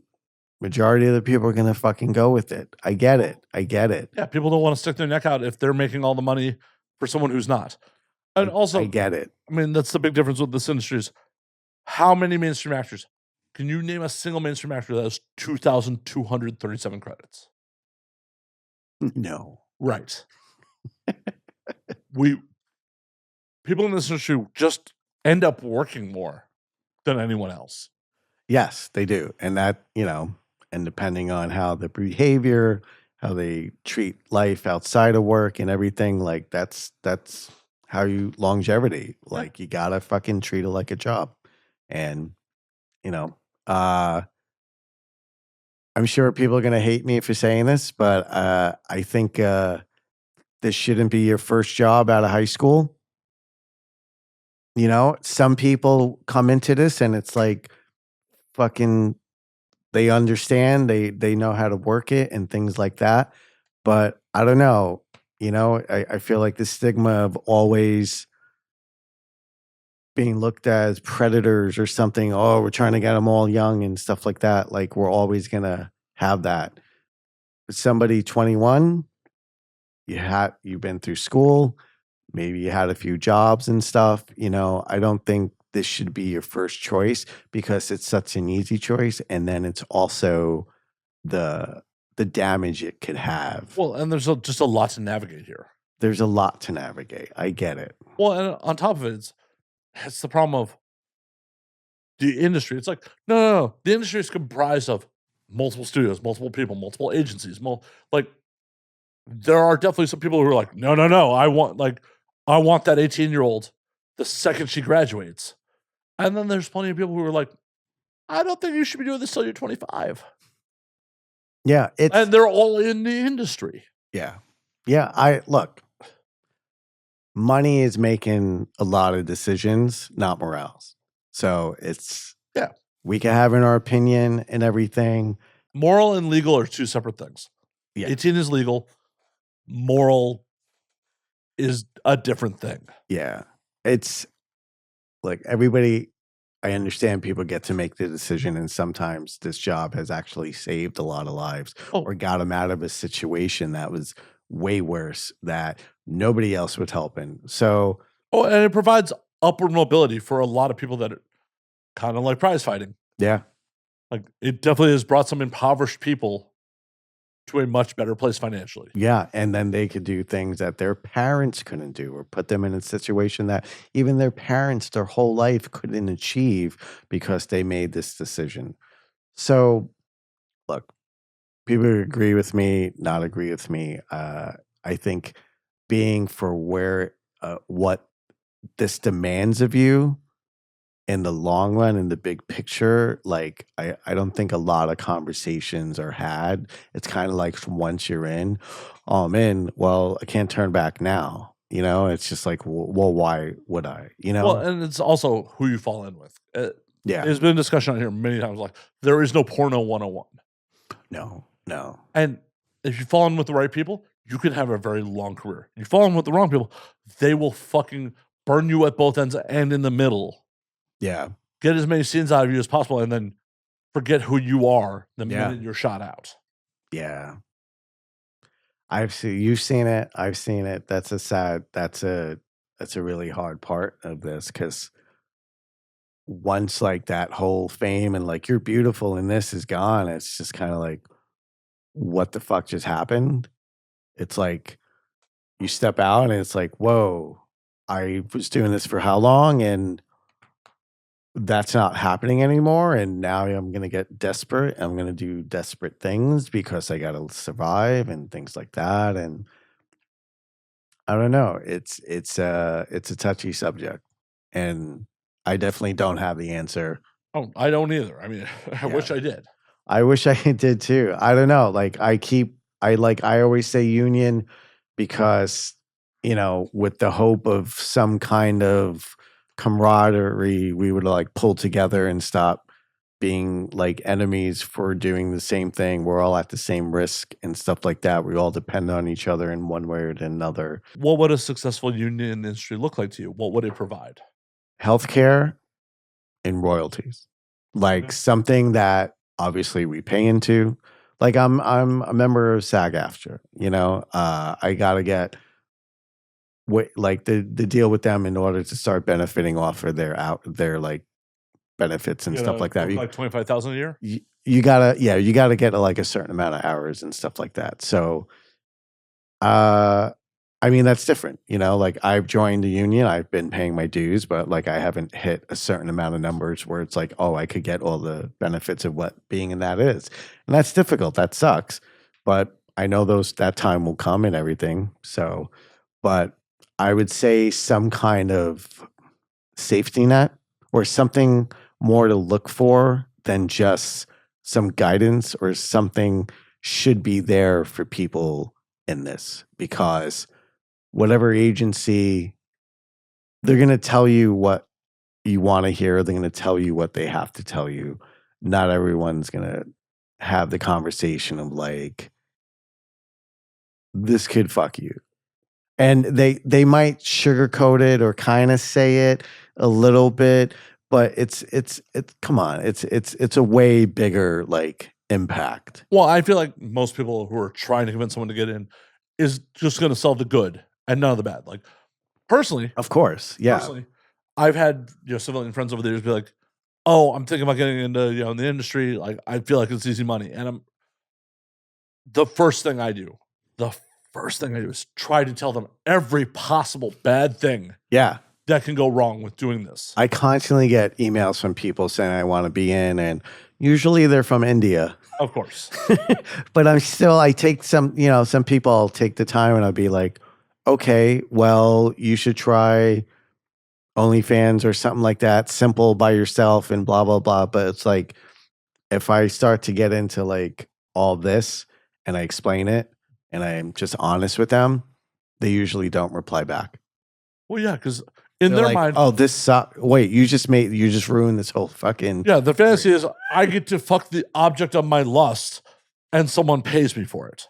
That's the illusion. That is the delusion. That is like, oh my God, this girl I masturbate to all the time, who I am in such lust with, someone would pay me to fuck her? Oh my God. Until I'm standing over you with a boom mic being like, can you fucking pop already? I want to go home. Yeah, pretty much. Like, I think a thing also, which it was kind of every now and then I would hear about, I'm going to say it, guys shooting up and stuff. And I understand people do this, and especially as you get older. But I hear a trend now in the industry, a lot of younger guys coming in, 18, injecting. I don't know if someone told you this or not, but you got about maybe 5 years before your dick never works again. I mean, talk to Danny Wilde. That's why Danny stopped fucking performing. Yeah. Yeah. And I feel like it's become more normal now within a few studios and agencies to actually, that's their opening. That's how they start them, and saying, if you're going to do this, you have to do this. So being naive and coming in, not having a conversation with anybody else and just seeing money and work. Yeah, that seems great, right? Oh, it's easier. I don't have to fucking think. I just do this.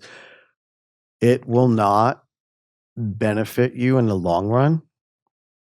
So if no one's had this conversation with you, maybe you should start asking some questions, because if they're so easy to be like, don't worry about it, just do it. That's a fucking red flag right there. And you should be questioning it, because you got your whole life and you kind of fucking yourself. It doesn't go over well. From what I've seen over and over, it becomes a means to an end. And I get why people do it, because it's safety and you don't want to lose the safety. But the reality is, it's going to fuck you worse than anyone ever fucked you in your life. Well, and the thing about it is, the people telling you this are not your friends. They're in business with you. They want you to make money for them. Exactly. And the second you can't, you're gone. Yeah, they will not return your calls. No. You will not get booked. You will not, until you could figure out how to like get through it or something. But this is your life. That is your dick. Maybe be a little more careful with it. Whoa. Whoa. Breaks. I know. I'm asking people to bite my cock and pull my balls and all this stupid shit. That's my own kink. I get it. Well, in 43 years of life, I don't think I've been particularly careful with my dick, and like it's never been on film. I know. But, and if you're looking to never have a normal erection again, and you're like not even 25 yet, maybe I'd fucking be kind of like thinking about like what's worth, like, is it worth it? Oh, if my dick stopped working at 25, we would not be here right now. I'd be long gone. Yeah, that's fucking scary, dude. Oh wow. And like I just keep hearing this more and more. 18-year-old guys coming in, young and dumb, huge cock, not even getting a chance, but just instantly like, this is what you got to do if you're going to work. And then that becomes the norm. But it's not. It's not the norm. No, the norm is crazy people like you who, Tommy, if I told you to go fuck a brick wall right now, could you go fuck a brick wall? I probably could. Exactly. That is the real talent of this job. And that's why I never wanted your job, because if you told me, Matt, go fuck a brick wall, I'd be like, no, it's crazy. I don't think about a lot of the stuff I've done or throughout the scenes and like the insanity of it because it's too much. And even though it was all done under consent and everything, we had fun and laugh. And it's like, it is a lot, and it's like a lot of weird, crazy shit. And I don't have space for all that, I need to like put things away or like, that was good, but never again. That's all right. I'll make space for something else. It's, that's me, and a lot of people, they really love this, and it changed their life. It made them a better person. It made them more creative, and there's all these benefits to doing this because it is so free. You're saying fuck you to the norm. You're saying, no, I'm going to do what I want. I'm going to risk it. And you got to have that drive and that heart, but there's certain ways you risk it that you should question. Like, people get in, they want to party and do drugs all the time and be this fucking porn rock star. It doesn't last. Oh no, it burns out very quickly. It doesn't fucking last. It's very noticeable. You're not fooling anybody. You can put all the fucking makeup on you want. I'm sorry, we know. Everyone knows. Everyone fucking knows. The worst part about it is people will put up with it till it's actually a problem. Yeah, and I get it. Again, that's entertainment. Well, how much can we get out of them? Like rock stars, musicians, like Bob fucking Ross under a horrible contract and painted till he fucking died and got nothing. Like, right? I don't know. Like, is that an urban legend? And that's true. You got dicked out of all that money. I mean, possibly. I'm not going to Google that. Okay, it's fine. But don't piss on Bob Ross's grave on this show, Tommy Pistol. No, I think he's fucking amazing. He's just fucking a god in that field and creativity and everything. There's a clip I've been seeing of Donahue yelling at him on a show, being like, "Your stuff is never going to hang in a museum. Nobody's ever going to care. It's just blah." And it's just like, nobody cares about Donahue. Like, Bob Ross is still like the man, amazing. I heard all of his paintings were actually just one painting. Like, he was just painting this long fucking river this whole time, which I think is fucking genius. But well, this is the hubris of Donahue. He's like, I'm gonna stand the test of time. I'm Donahue. Yeah, who cared? He's gone. Nobody talks. You're not him. Springer. No, Springer lasts forever. Springer forever. Spring. Oh my god, those shows. But I mean, come on, man. Jerry Springer wrote a check to a sex worker while he was mayor of Cincinnati. He's the man. Yeah. That's why they kicked him out of being mayor of Cincinnati, right? He wrote a check to a sex worker and they caught him on it. Thank you for paying. Well, I mean, it's full service. Like, you have to pay full service workers. You can't just. He wrote a check. But he wrote a check while he was mayor of Cincinnati. Like, who am I making this out to? Yeah. Like, I'm going to leave that blank. I have to think that was done before it was consummated. Post-nut clarity does not write checks for. You're like, I gotta pay you. Yes, whatever. Take the fucking check. Let's go. After you come, no one's writing a check. Yes, especially if you're the mayor of Cincinnati, Ohio. You shouldn't have done that. Stupid. Hilarious, though. Jack. Hilarious. But honestly, I think from the time I came in and, starting out with Joanna Angel, Burning Angel and stuff. Burning Angel, what's that? I don't know what that is. Who is that? I feel like because they were kind of new and naive and we kind of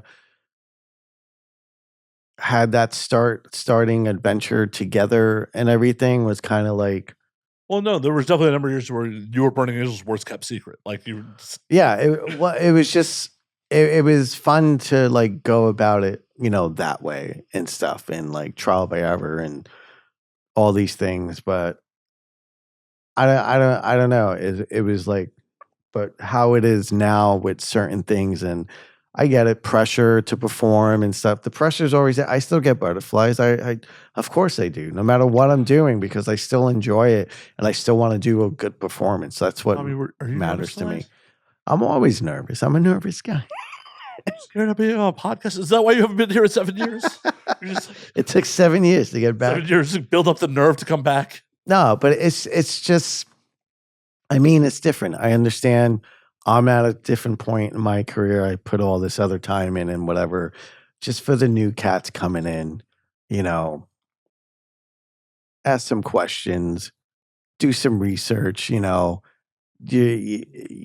gonna like, besides someone coming up, besides somebody seeing you online or a friend or family or someone finding out, like, you're shooting yourself in the foot in a way that will be unfixable, and it won't just be sad, like, oh, I lost a job, or this person isn't dating me or wants to talk to me anymore because I did porn. Like, you're adding another fucking level to it that's very serious, and I would hate to, like, see a whole fucking generation of young male performers off themselves because it's like, well, what else can my dick doesn't work now? I'm really alone, or something like that. Unless I'm doing this, because it started. It's because somebody was like, well, you have to do this or you can't work here, which is bullshit. So, Well, yeah, but also, much like professional athletes, not everyone's cut out for the job.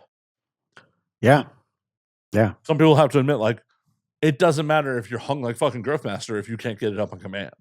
To me, I still say it's a mental game. Oh, for sure. And like taking like Viagra or Levitra or stuff like that. Like, if your head's not in it, you probably won't do great.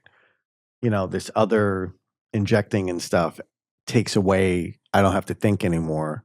For certain people, I could just go,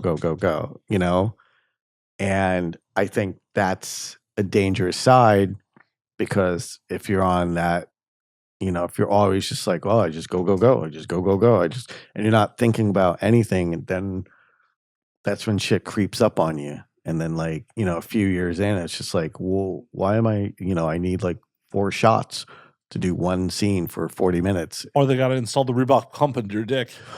Yeah, but that doesn't even work, dude. That constantly breaks. Does it? Yeah. I'm all natural over here. I'm telling you, it doesn't work. It's not the end all. And that the pump is made for like some 80-year-old guy who wants to, every now and then, once a month, every anniversary, only on holidays, maybe have sex. It's not made to take the abuse we put it through when you're fucking 30 or in your 40s. Like, you're still gonna fuck like there's no tomorrow, but they haven't produced the right material to make it fucking solid where it'll last forever. Do you have an orange basketball on your dick when you do it, though? I hope you do. I don't know. In the skin or something like that. You push the taint. I don't know.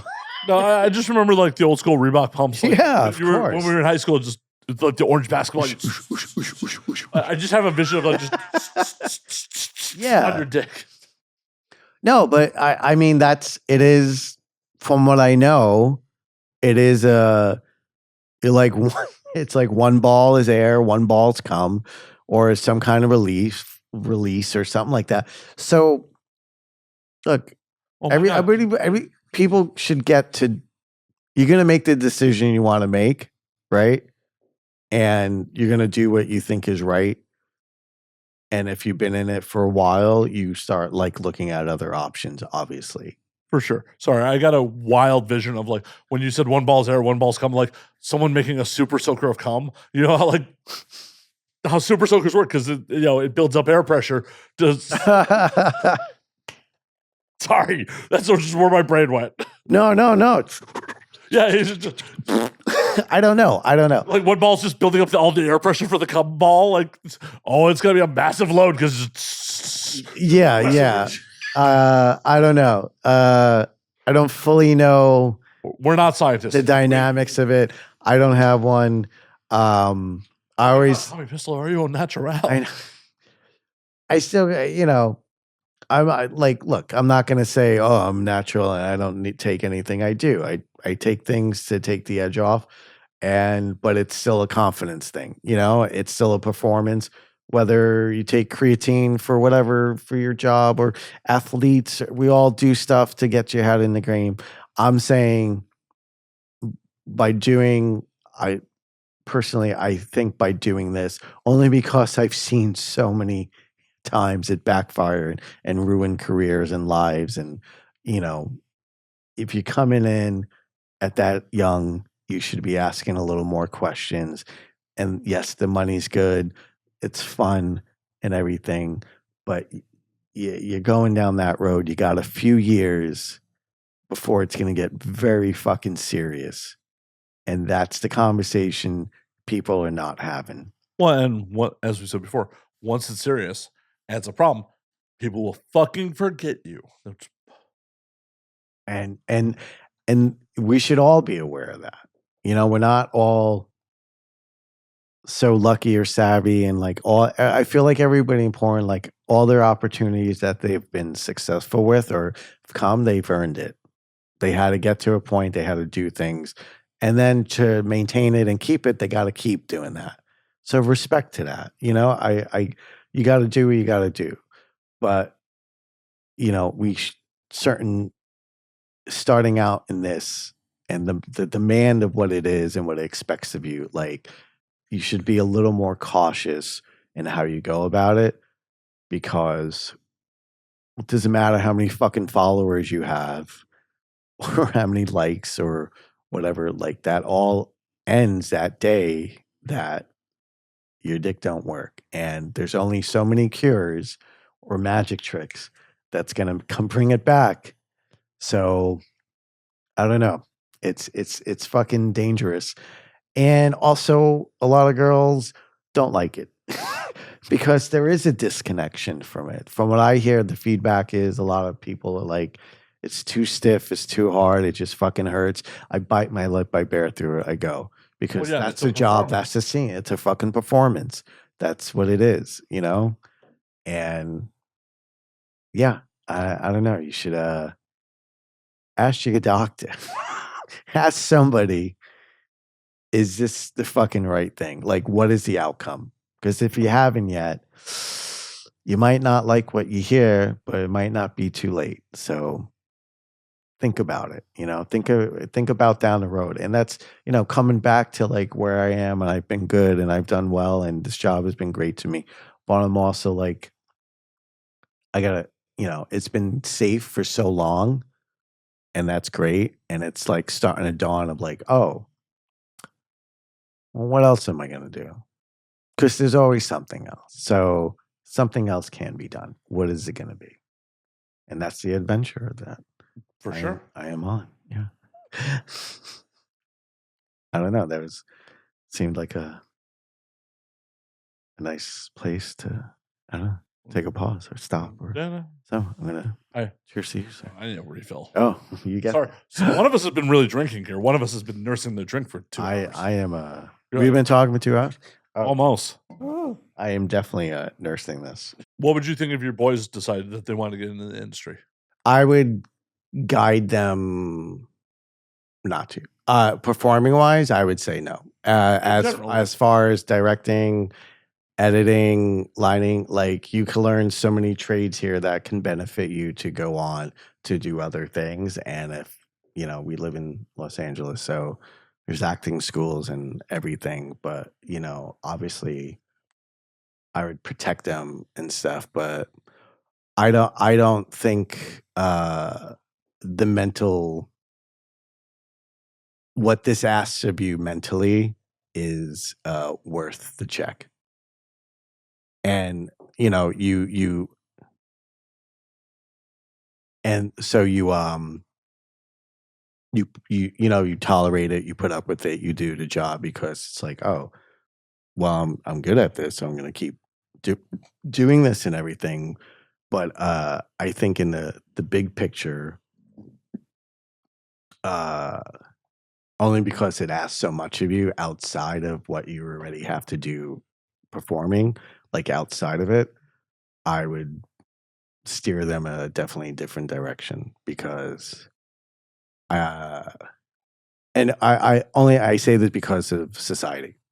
I feel like it's not fair in a way. It's like we're still entertainers. We're still like putting on a show.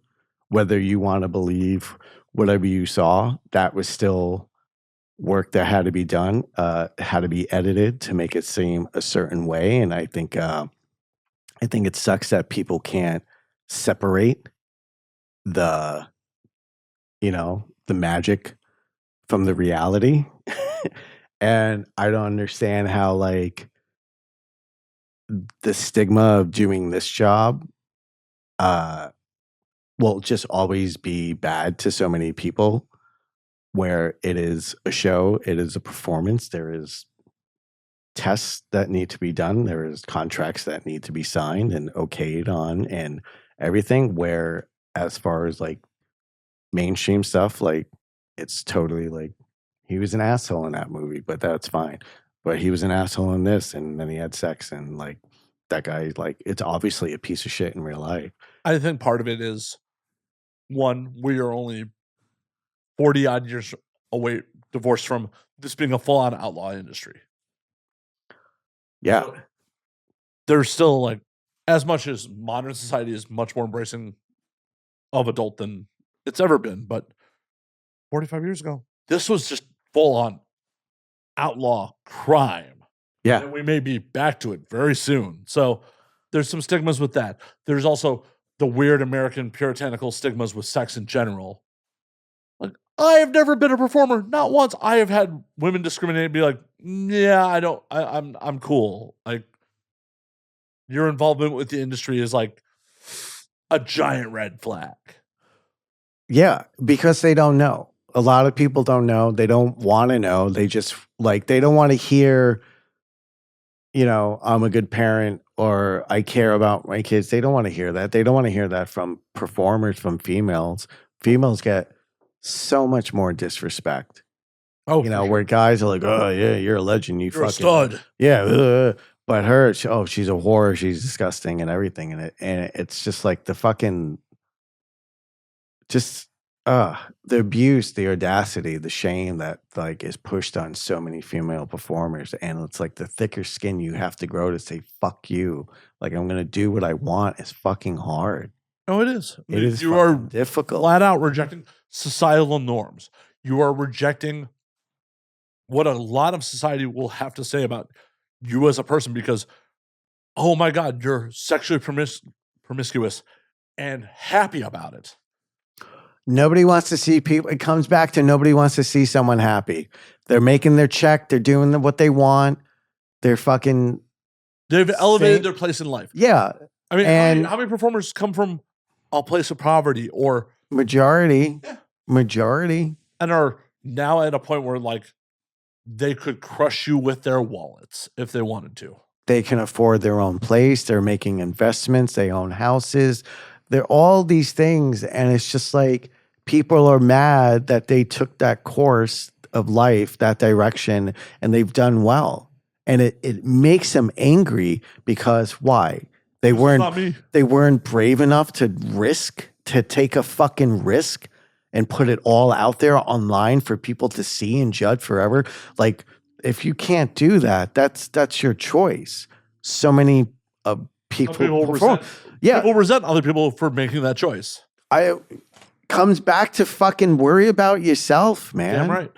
Like, Damn right. You have everything in you to literally do what you want, and you're not doing it is because you don't want to or you're scared to. And that sucks. Being scared, that's real. That fucking sucks. How do you change it?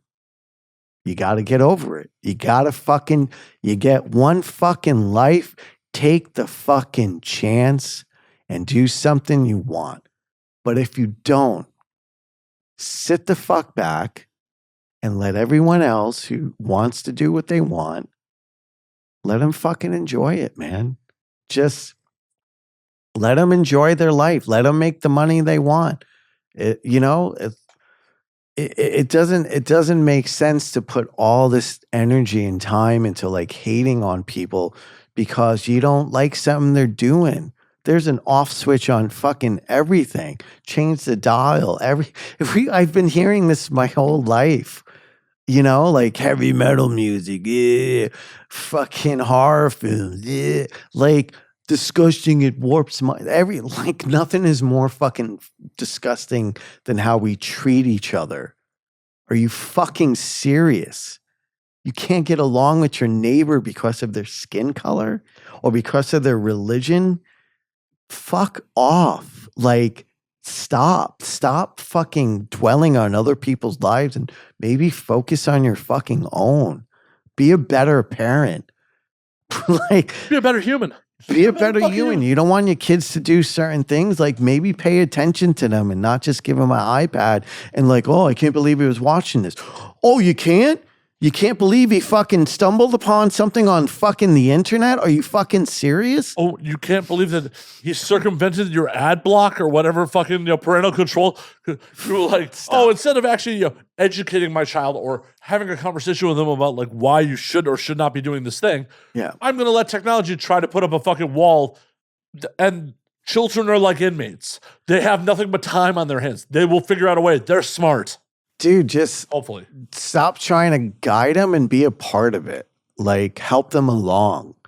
Once you start making all the rules and can't do that, can't do this, what happens? Everybody gets interested and they're like, oh, well, why can't I? It's like, talk to them like you want to be talked to. Like, stop this, like, trying to control them and like, well, I didn't do that, or so you shouldn't do that. It's just, that's a death trap. You're like setting it up to like be disappointed. Right. This is self-propelling. I didn't do that, so you shouldn't do that. Like, no, motherfucker, you fucked me into this world.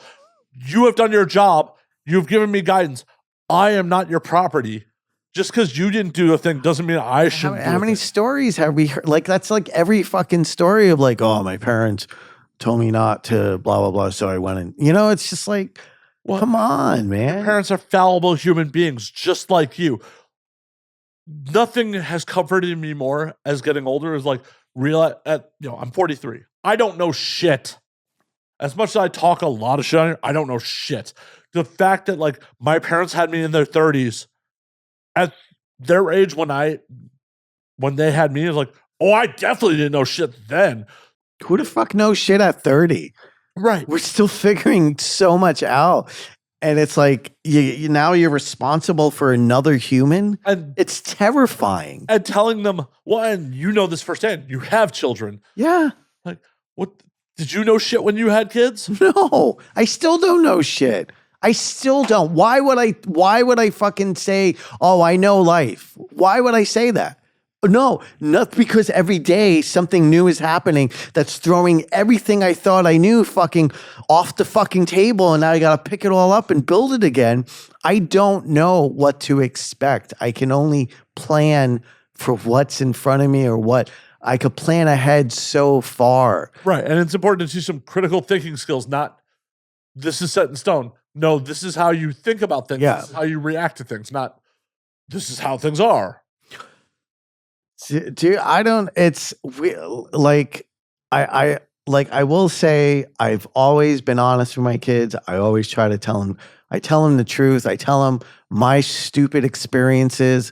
I let them know that it's going to be fucking hard, and it's up to you to make the best of it and to work the hardest, because it doesn't matter what I say or do for you. At some point, it's going to be on you, and you're going to have to fucking learn it.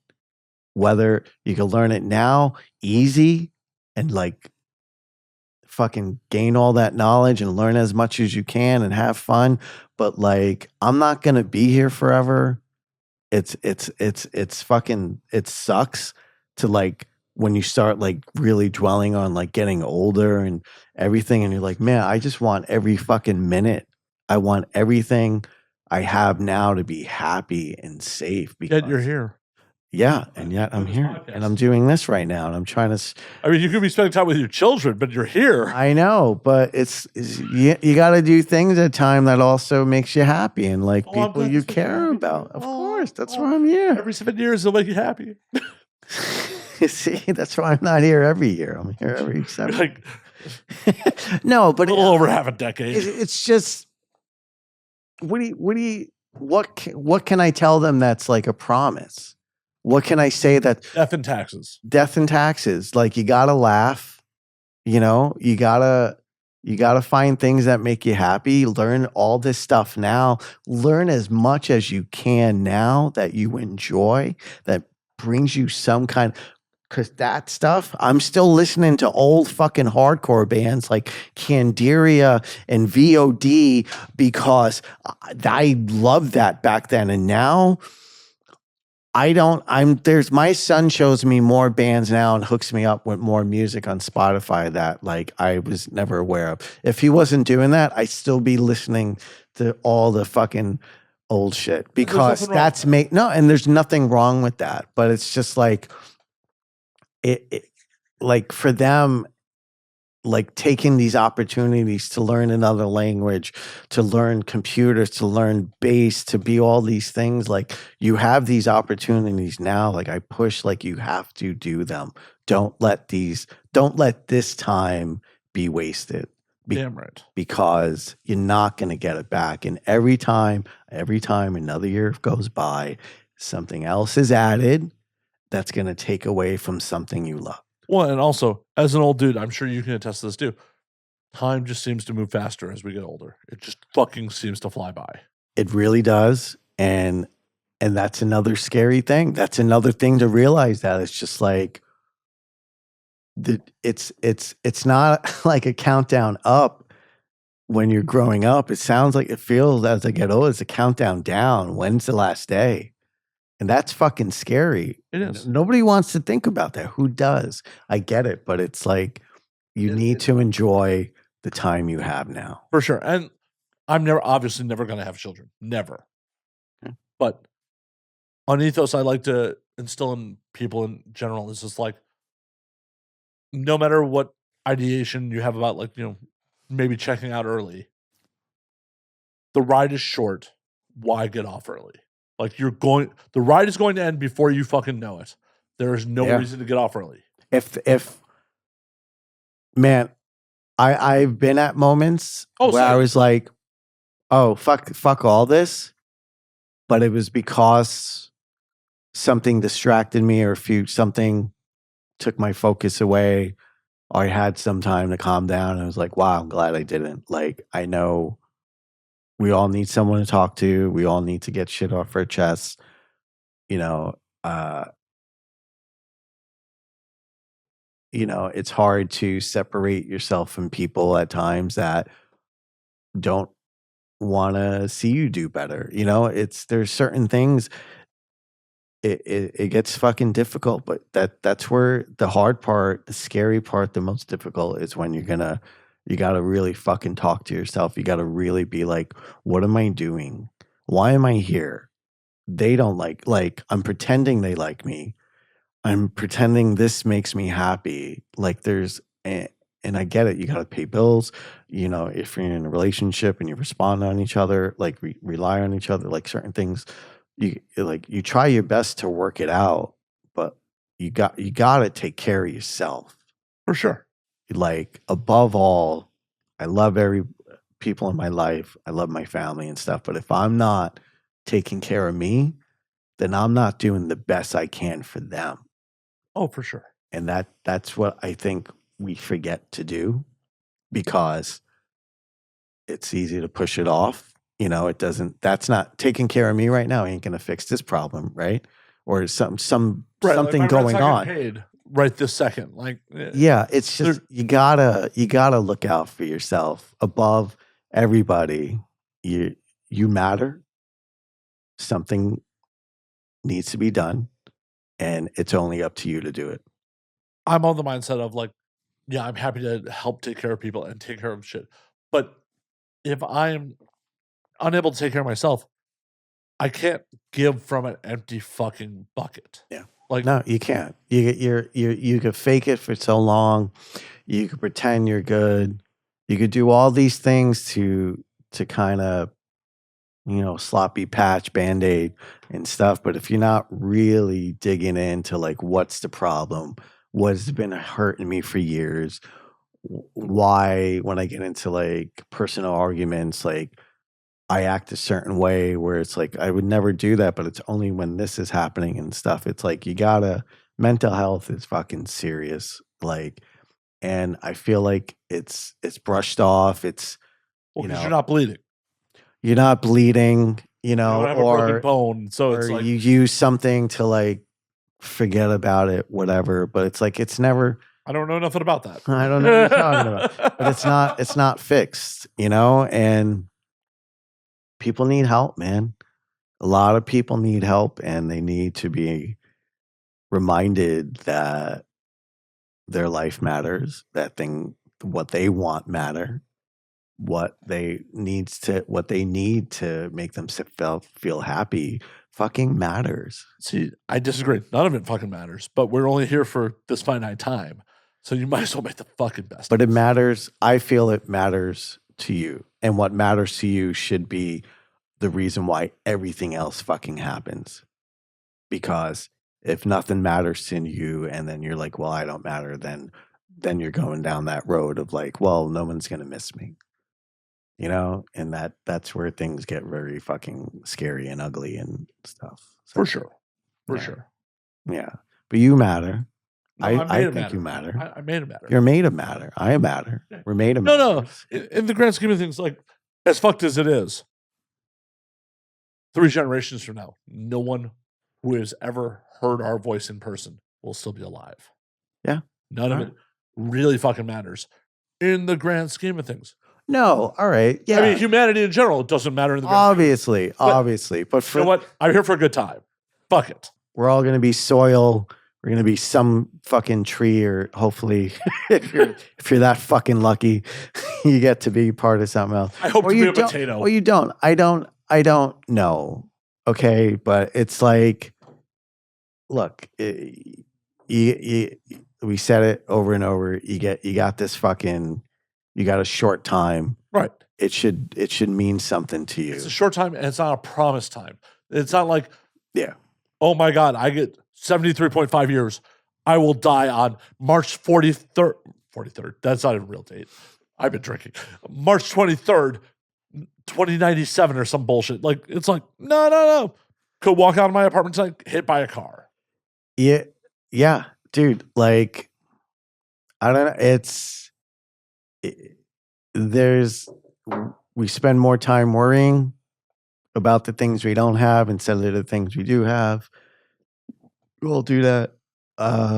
We all want like a quick fix and solutions and stuff, but it's nothing's fucking easy, but that's the adventure of it, dude. It's like it's gonna be a struggle. It's gonna be a pain in the ass, but do you want to go out fighting, or do you want to fucking like just keel over and like let whatever happen?